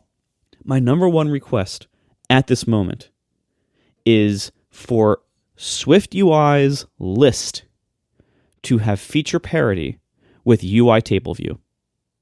Now, that is not a small thing. No, it is not. However, that would be a huge improvement to the most coding that I'm doing this year. As Julian said, this year, that's what would help me is make SwiftUI list have more capabilities. For instance, one that I ran into most recently is the kind of drag to reorder mechanic in it does not support multiple items. In UI table view, you can pick up multiple items as you drag your finger around with a second finger and then drop them all in one spot. The equivalent in SwiftUI does not support that. The API appears to be written to support it because when it tells you drop here, it passes you a set of indexes to drop there. So the API seems to be built to support multiple things being dropped, but there is no physical implementation of that. It's just one case of many where I keep running into areas where SwiftUI list is oddly limited in ways that UI table view is not. And UI table view is a super important API for iOS. Almost every app uses table views in some way, and UI table view has been added to over time like crazy because it's such a huge part of interaction on iOS. There's tons of features that UI table view supports. SwiftUI list kind of started from scratch and kind of did the basics and has been very slowly and carefully adding little bits and pieces. Oh, you want to customize this inset? Okay, here's one way to do that. You want to customize whether this border shows up over here? Okay, fine, we'll give you another small way to do that. But there's some big areas like the multi-select drag and drop that it just has not enough feature parity, and that is making my life difficult as I'm trying to work on the SwiftUI rewrite for the biggest part of my user base, like the iOS app and the table views within it. Like those are major areas, and I just keep hitting walls that just aren't there yet in SwiftUI. It rocked my world when, I want to say it was like 4 or 5 years ago. It was maybe more than that. But somebody described all of professional iOS development as turning JSON into table views. And I was like, mother of God, that is exactly right. So if that doesn't mean anything to you, so JSON is, a plain text way of transmitting data. Typically when you get something from like a web server for not as a person, but as a, as a app, you're going to get data back in JSON format, JSON. And like Marco said, table views run the majority of all iOS apps. So you could summarize iOS development as turning JSON into table views for money. Web development too these days. Not table views, I guess, but same thing. Yeah, exactly. You hit a JSON API, you get the result, you lay it out on an HTML page. Yep, exactly. So anyway, that rocked my world. Even though it was 5 years ago, I still think it's hilarious and accurate. John, continuing with Julian. John, for front and center for macOS, an API to enable preserving icon arrangement in folders as per classic macOS, pre-macOS 10. So that's Julian's guess. That's a misunderstanding what would be required to get that. It's not an API that's missing. It's the Mac Finder application would have to behave differently. There's no API they could roll out that would make that work, unfortunately. Back to what Marco was saying about list, I was telling him before when we were talking about this in Slack, They should count as blessings because a list was so underfeatured and buggy for me in SwiftUI and macOS that I can't even use lists in my thing that has a list of things that are reorderable. And I had to basically roll my own list. It's like having to roll your own UI table view because table view is too janky for you. So it could be worse, but yeah, it could definitely be better. What I actually want for an API to help make my app better this year, I actually filed feedbacks on this in the fall of last year, a whole bunch of them. I'll just read off the titles of them because I tried to separate it into I don't know why I bother, but I tried to separate it into things that I hope would be if I put them all in one feedback, they'd say, oh, we're not doing all this crap. I tried to break it down, maybe they'll pick one of them. So the first is add a modern window list API. An API in macOS that lets me list all the windows on the system. There are existing APIs that do that, but they're super old. Most of them are deprecated and they're just terrible. Well, on your computer, they would just crash. And when I say list the windows, I don't mean get the Windows contents like Screen Capture Kit. I don't mean control them like accessibility APIs, which are also kind of old and cruddy. I mean, just literally list them. List them, which apps own them, what are their sizes, what are their positions. Sounds so simple. You can do it with existing APIs, but Apple really doesn't want you to, and there are a bunch of caveats and a bunch of the stuff is deprecated. Second one was add a system-wide window layering and visibility API. So you can, given that you can list all those windows and you know where they are and how big they are and which app owns them, wouldn't it be great if you could tell them to come forward, go to the back, go behind some other window? Again, still, I have no idea. These APIs have no idea what's in the windows. They can't see the window contents at all. They don't want the window contents. They're just a bunch of anonymous rectangles that are owned by processes, right? An API where you could tell them what to do. And the Mac window layer APIs are extremely limited. People are shocked to hear that you can't do something as simple as take one window and change its layering because those windows belong to other applications. And my application has a very limited ability to screw with windows in other applications. Again, modular accessibility APIs, which are a whole other can of worms that I found other bugs with. And let's see. The ones I get even more ambitious, add support for window manipulation extensions. So the idea, this is more ambitious, but the idea that when you're doing operations with the Windows server, like moving windows around or clicking on them to bring them to the front or whatever, that there would be a plugin system where you could affect that interaction. Once again, still having no idea what's in any of these windows. All you know is, hey, a window is being moved. It's owned by this application. It's in this size and it's in this position. I'm about to move it to here. Is there anything you'd like to do to modify that operation? Like, say, snapping to a grid or giving you a chance to draw a bunch of guides like you're in a graphics application?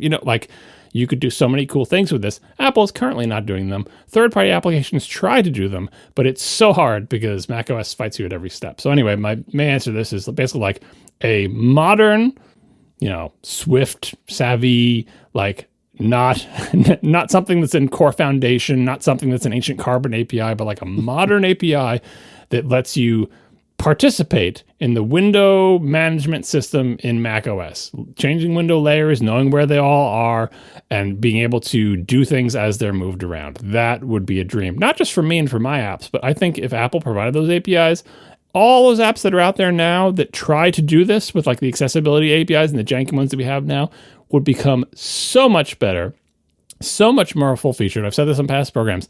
Stage Manager. If Apple did my wish list of APIs here, Stage Manager should have been something that a third party could have implemented. Because if you have all the APIs and a third party had the idea of I think it would be cool if Windows worked like this, a third party should have been able to implement Stage Manager. As we know, a third party could absolutely not implement Stage Manager. Only Apple can do it. And now only Apple can ever make it better. And only Apple, we have to wait for the next idea that Apple has in 5 years. Third parties are out there with lots of cool ideas about window management on the Mac. They can't implement them because Apple does not provide robust enough APIs. And like I said, you can do pretty much all of these with zero access to the contents of any of these windows. So it is privacy preserving, but it is, annoying for Apple to implement because they may think this is not important. But I'm like, Apple, your heart doesn't seem into this window management thing. Every once in a while, some team manages to squeak something out and it gets added to the giant pile of Mac window management stuff. Let third parties do it. We'll figure out what works. Just copy whatever the most popular app is in 5 years. That's what I want. Fair enough. Julian continues, Casey, this is a tough one. It has to be Apple and not another company. For Vision OS, an API in Apple TV for Call Sheet to pull out the current movie or show name and be able to prompt with the movie show info if required. Yeah, kind of. But really, the one thing I would kill for right now is I want to have a way to ask any of the Apple TVs on the same network, what are you playing right now? And I get why that isn't a thing because somebody like Facebook would use it for nefarious purposes. But maybe you could have, I mean, there's so many other freaking user prompts, like, Windows Vista style. Why not prompt some security prompt that says, hey, is it cool if Call Sheet looks at what you're watching? And I would love that. And it'll never happen, but that would be what I would want. Please and thank you. Why don't you just do what everybody else does, which is just have microphones or visual system. Yeah, right, exactly. Detect what's playing and look it up Shazam style to figure it out. Yeah, that's what I should do. Winnie Lewis writes, could Marco please best first favorite Phish concerts? I wasn't aware Phish had a lore, and I'm curious where to start. Do you need me to explain best first favorite, Marco? We should explain it to the listener anyway. Yeah, please. Yeah, so best first favorite is a thing from one of my other podcasts, Reconcilable Differences. My co-host Merlin came up with it. It is the idea that when you're trying to discuss a thing like the band Phish or a television show or, a set of movies or whatever, you are challenged to come up with which one of these things you think is the best Beatles album, for example. Which one you think someone who is new to the Beatles should listen to first. So what Beatles album should I start with? And what is your favorite Beatles album? And they may all be the same thing or they may all be different. So best first favorite Phish concert is what's the best Phish concert? What's your favorite Phish concert? And if someone is new to Phish and you had to tell them this is the concert you should start with, which one is it? And I don't really have a good answer. So the reason Winnie Lewis asked this question is it was shortly after New Year's this year, because Phish did a really fan service amazing thing for their New Year's Eve concert that if you've been a Phish fan for a very long time, this was an especially big one that played upon a whole bunch of stuff in Phish lore from forever ago that fans really enjoyed. And I don't really know how to tell you to get started in Phish in a way that you would appreciate that, because that's kind of like saying, like, oh, here we have a podcast with over 500 episodes. How do I go about getting all of the old references? You could go listen to all 500 episodes of our show, and by that point, you will understand all the references.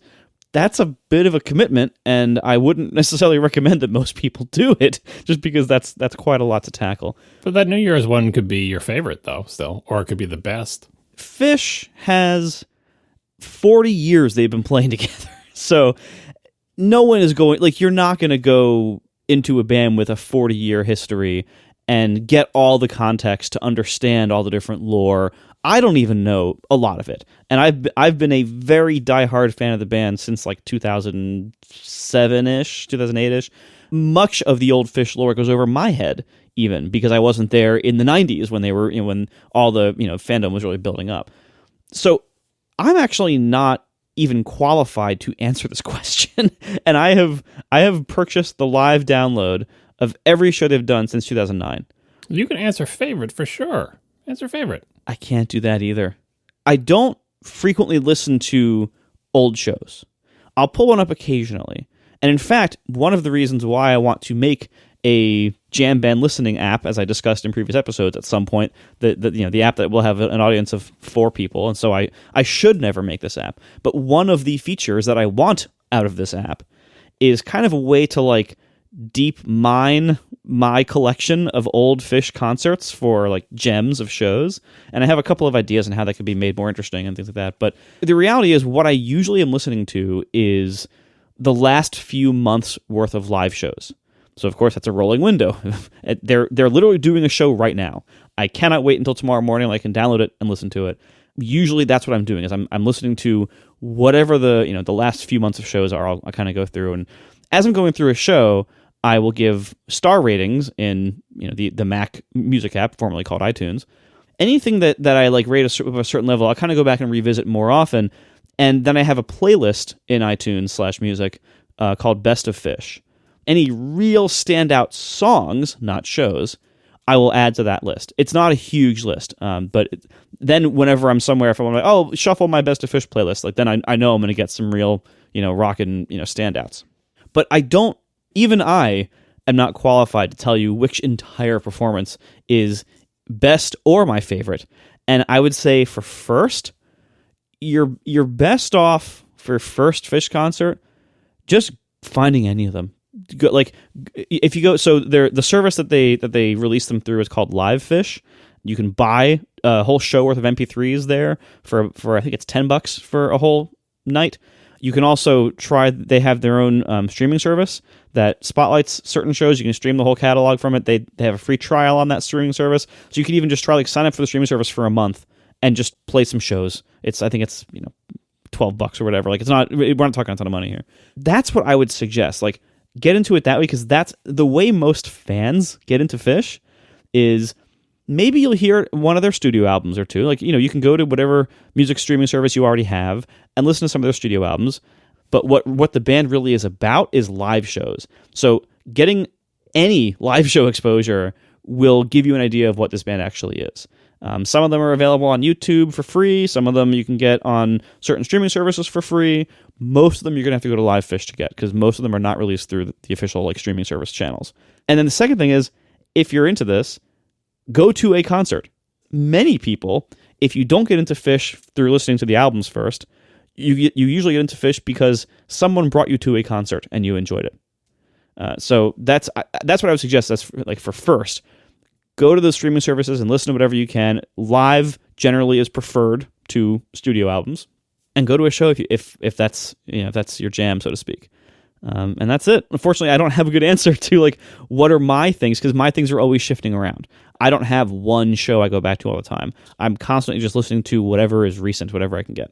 This is very on brand for Phish, for the band and for you in particular, to essentially not be able to name best, first, or favorite, because it's all just music, man. That's not what I said, but that is the result. Thank you to our sponsors this week, Celtreos and Squarespace. And thanks to our members who support us directly. You can join us at atp.fm/join, and we will talk to you next week. Now the show is over. They didn't even mean to begin, 'cause it was accidental. Oh, it was accidental. John didn't do any research. Marco and Casey wouldn't let him, 'cause it was accidental. Oh, it was accidental. And you can find the show notes at atp.fm. And if you're into Twitter, you can follow them at CASEYLISS. So that's Casey Liss, MARCOARMENT, Marco Arment, SIRAC, USA Syracuse. It's accidental. They didn't mean to. Accidental. Tech podcast so long. So I went on a small adventure. I mentioned a while ago, and a couple listeners have called me out on it recently. I mentioned that I may or may not have recently bought a higher resolution camera in preparation for Vision Pro content. I was tempted for a while to go with a higher resolution camera system, and I did. And what pushed me over the edge happened around the time that Casey visited me in New York in the fall. There was a reason Casey came to New York in the fall. We got pizza together and did a couple other things. That was the only reason, was the pizza. For some reason, during that trip, I was inspired that maybe I should start capturing higher resolution photos, especially interested in, like, panoramas and, Was it because of that really janky JPEG that your phone took of you on the beach at night trying to get your car unstuck? No. We talked about it on the show, just how terrible that thing was. It's like, man, you know what I need? I need a higher resolution camera. No. So anyway, there was an event that Casey and I attended in November, and anyway, so I decided I needed to capture more high resolution content. Coincidentally, not at all related to that, I got a Vision Pro recently, and I was able to view my panoramas and my other photo and video content in the Vision Pro, and was disappointed in the resolution of them when viewed at that scale, because of course, you're looking at. I'm looking at, like, phone captured panoramas from old iPhones from, like, 5, 6, 7 years ago being displayed in this virtual, like, 100-foot tall view I'm seeing inside the Vision Pro. So I decided, let me see what I can do with higher resolution stuff. And I had wanted for a while to get into the Fuji GFX line. Last year, I mentioned how I had fallen in love with cameras again because I had discovered Fuji cameras. And I just love the way Fuji's render color, especially just the out-of-camera JPEGs, that I was able finally to take pictures that I loved without having to mess with them in Lightroom and everything first. I was just super thrilled with just the straight out of the camera performance of Fujifilm's cameras. And this kind of was inspired because Tiff wanted the X100V for her birthday last year. Yes, I know they just released the sequel to that like yesterday. I'm very much aware of that. Thank you very much. So I got Tiff an X100V for her birthday last year.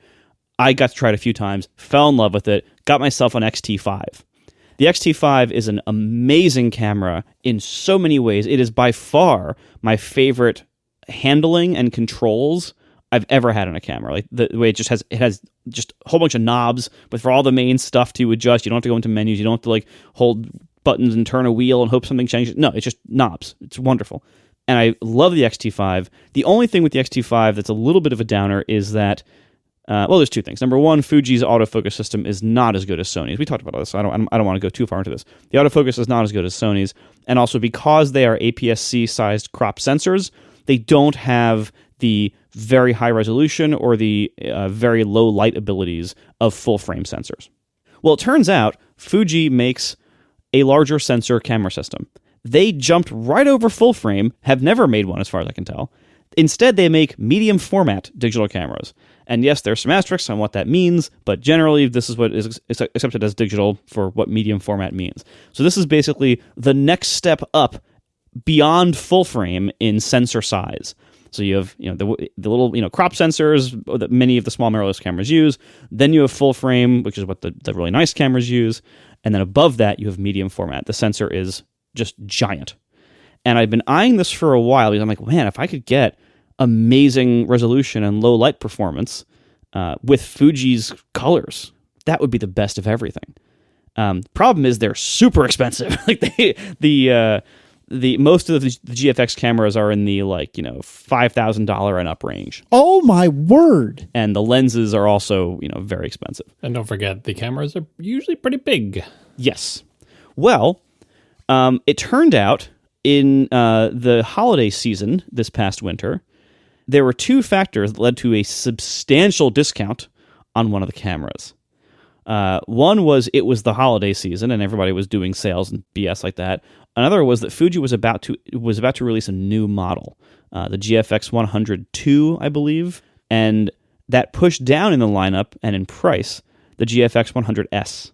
That's the one I got because it was on super sale.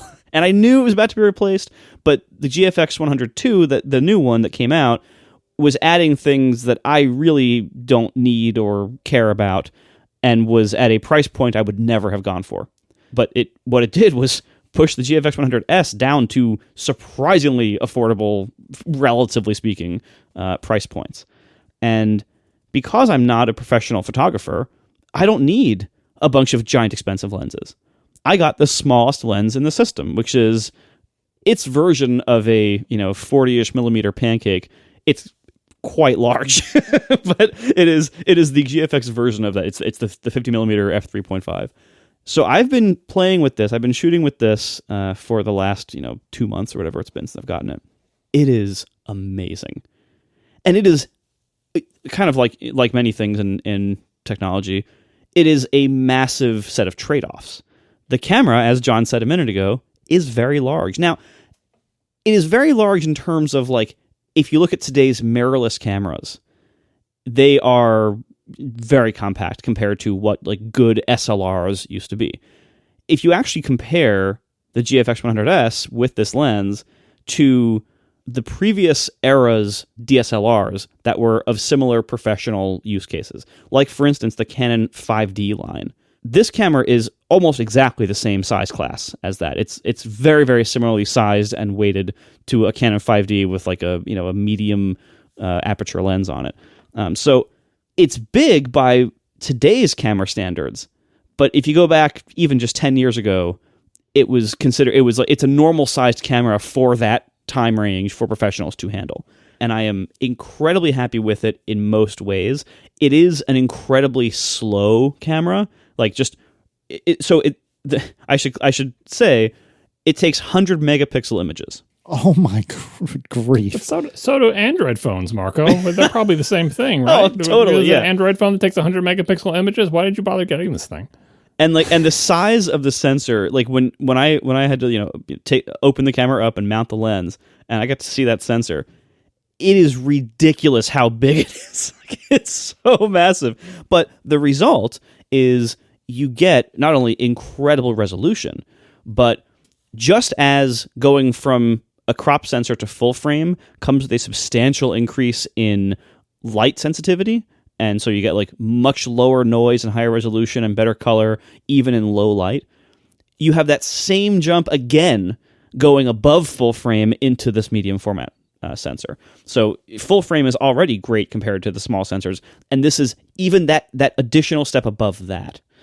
And so it is amazing. I can shoot ridiculous things handheld. I can crank the ISO up to ISO 24,000 and it still looks amazing. Like I'm very happy with this. But I thought, like, hey, what if I look at some of these pictures in the Vision Pro? And that took me a while to finally hook up and figure out, panoramas. There is no like metadata that says this photo is a panorama. But if you crop any photo down to be very wide, if you give it a very wide aspect ratio, I think a little bit wider than 16:9 at the minimum, it will display it in the panoramas section, and it will enable a panorama-like view mode in the Vision Pro. Not exactly the same, though.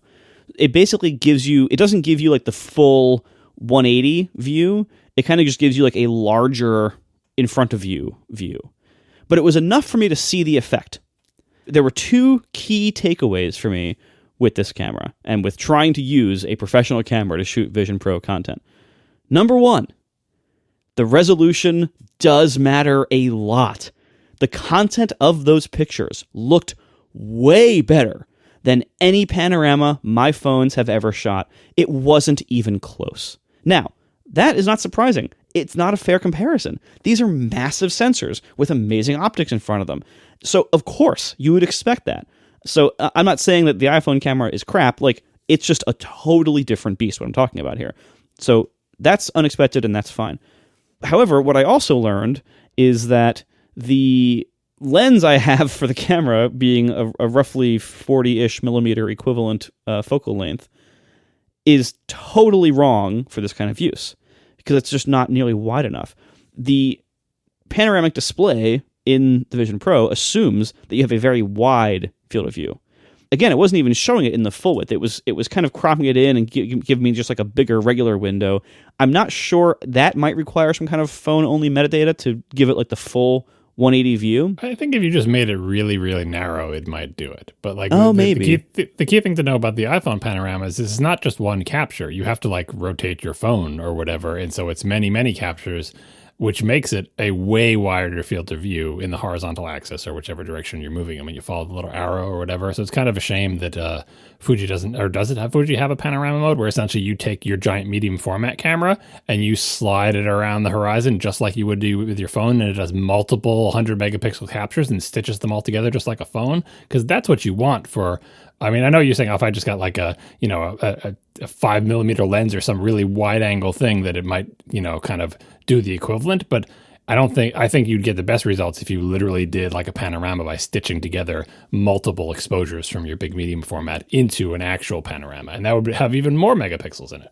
Yeah, I think that's the way to go. Like, and I think ultimately this is probably the kind of thing that would be done in software. I would assume like Lightroom or something probably has a feature like this where you can stitch together like multiple exposures into one big panorama. Sometimes some cameras will do it in the camera. Some cameras, I think Sony would like force you to use some janky third-party Sony app to do it. And some of them will let you export the exposures and do it in your own app. But it's per camera brand. It's another area where if Apple did it, it would be much, Apple did do it and it's way simpler. What do? You just move the phone and it just does it. But lots of camera companies do have some way to do this. I'm just not familiar with Fuji's solution. I would assume that it would definitely not involve the camera because the camera It has nothing in it, yeah. Well, I mean, the camera has a lot in it, but like it's already very sluggish to capture and process these giant images off this giant sensor. Like there is no way it has the power. Compared to the iPhone in terms of how much computing is in there versus how much computing is in an iPhone. Oh, yeah. But even, I mean, geez, if you just imagine like how much memory it must take to stitch together photos from that sensor. Like, I mean, because the RAW, I think, I don't have the number offhand, but I think the RAWs are like 200 megs each. Like there's a lot of data being used by being generated by the sensor. It's ridiculous, like how many pixels you have to process. So I would expect this to be no small feat for software and hardware to stitch those together. But I think it's interesting. But ultimately, even with the amazing hardware of that camera, it is not suitable to do that job of stitching together for panoramas for the Vision Pro. What you ultimately want for the Vision Pro panoramas is just better iPhone cameras and better iPhone processing. That's it. Like, because the iPhone is doing the capture in ways that no camera will ever do in terms of being able to stitch things together so perfectly. It's so easily, maybe with imperfect input, maybe in varying light levels across the frame. Like if you happen to sweep across the sun, like how do you deal with that?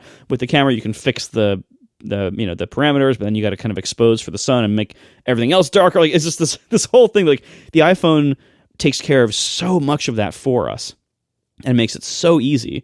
And then once you're in the Vision Pro looking at it, you don't have to worry about, did I properly match the perspective with how I process this photo so it will display correctly in the Vision Pro. Doesn't matter. When you do it with an iPhone, it's always properly matched. It always handles that for you.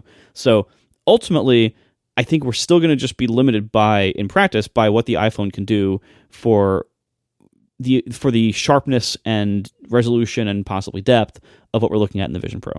Surprised you didn't get one of those white monoliths in the Alicia Keys studio. That might have been cheaper than that thing. Whatever dual camera system they used to capture that. Obviously, it's not still images, but that's when I think about content for the Vision Pro. I remember what I said in my demo. I was much less impressed by the panoramas because they weren't 3D. Like the right and the left eye didn't see different perspectives on the same objects. They were a flat 2D billboard wrapped around me, which is cool and would be better if the resolution, if there was more pixels, so it didn't look kind of fuzzy.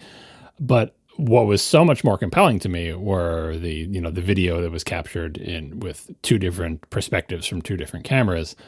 And I don't know how expensive the things in the Alicia Keys studio were, but they seemed smallish. And I know when they're doing the Major League Soccer, apparently Apple recorded a bunch of those matches with some fancy cameras. Those are probably bigger and scarier than the discrete little white pillars with two little black dots on them. And maybe they're more like the cameras we were talking about when we talked about 3D movies on the last episode, where it's two gigantic, expensive film cameras arranged in a really weird way through a prism or a beam splitter so that they can both get the perspective they need, because the cameras are so big they can't get that close to each other.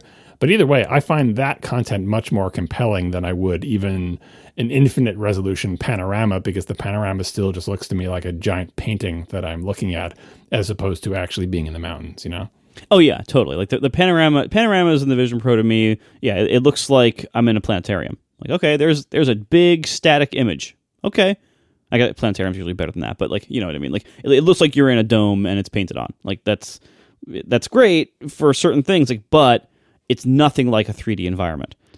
So Canon just released they kind of released this double-eyed lens intended for capturing VR 180 format. Which is what the high rope thing and was it the shark that's VR 180? The rhinoceros. Yes. Anyway, so Canon just released a lens for that, and they have a special mode with one of their highest end new mirrorless cameras. I believe it's the R5C that can do it with the special lens and the special subscription software that you need from Canon to stitch the images together. But wait, what is it doing for you? Panoramas, you mean? No, I mean 3D video. Sorry, I switched gears. But from a single camera with a single sensor, or from two cameras? Yes, single camera, single sensor.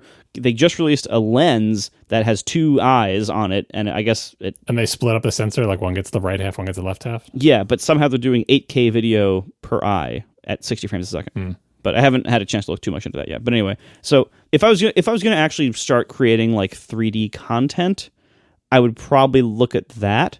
But what I learned from this is I love this camera for lots of other reasons, but it's not what I need if I want to create 3D content. That's kind of a separate beast. Yeah, I do wonder if you could get away with just way worse cameras, but two of them, like the 3D effect will hide a lot of sins because you're just so wowed that it looks 3D, as long as you don't move your head too much, right? But yeah, because like I keep thinking of those camera stands in the studio. They didn't look that big. There's no way they looked close enough to even house a single one of the 8K cameras that the Apple's recording the Major League Soccer games with. So they just not that they look like webcams, but they looked way smaller than you would think. Like there are two lenses and presumably two cameras inside these little pillars that just kind of look like posts. And I thought those looked pretty good, but maybe I was just fooled by the fact that they were 3D and I didn't notice how pixelated everything was. No, the 3D stuff I think was pretty good. Both, the immersive and just regular 3D. I thought all of it was very, very well done. And I want more of it. I was just listening to somebody talk about this. I can't remember who it was, but Me. No, I mean, I thought it was somebody else that was just saying, or maybe it was dithering. I don't remember. But, the 3D, the immersive stuff, I shouldn't say 3D, the immersive stuff was so good. Or I say was as though it's past tense. I mean, it's still there. It's just, I've experienced it's it once. The same videos you've seen a million exactly. But the immersive stuff is so incredibly cool. And I just want more of it. I want all of I want all of my stuff to be immersive. And I know that's never going to happen, but I want it. And I hope Apple really does just hammer on the gas in order to, get more of this. And we heard about the MLS stuff, and we are hearing rumors about the slam dunk contest, but I want all the immersive video. I want all of it. Please and thank you. Yeah, they need to commission someone to do nature documentaries, kind of like what they did with when 4K first came out. You saw a lot of Planet Earth type things like, oh, do you have a new 4K TV? Watch this 4K count. But the problem is they sold way more 4K televisions much quicker than Apple is going to sell these headsets. So it might be a lot. And Apple has the ability to bootstrap this because they do have the rights to some sports franchises. So they're doing the Major League Soccer thing. And they do have a studio that makes television shows and movies. And it's not going to be economical and they're going to lose money on it. But if you want to solve the chicken egg problem and you can't convince anyone else to make content for your 200,000s of your closest friends with their headsets, Apple, you just pay to make it yourself. And the good thing is if you make evergreen content like a Planet Earth style nature thing, that's not going to age that badly. In 5 years, when more people have these headsets, they'll still want to watch that Planet Earth thing. Hopefully, Planet Earth won't have changed that much by then. It's evergreen. And sports aren't evergreen, unfortunately. But hey, if you catch a particular dramatic game or something, that might make some evergreen content. And if not, there's always more sports. So Apple needs to practice recording it in a format that looks good in their headsets and just keep doing that going forward.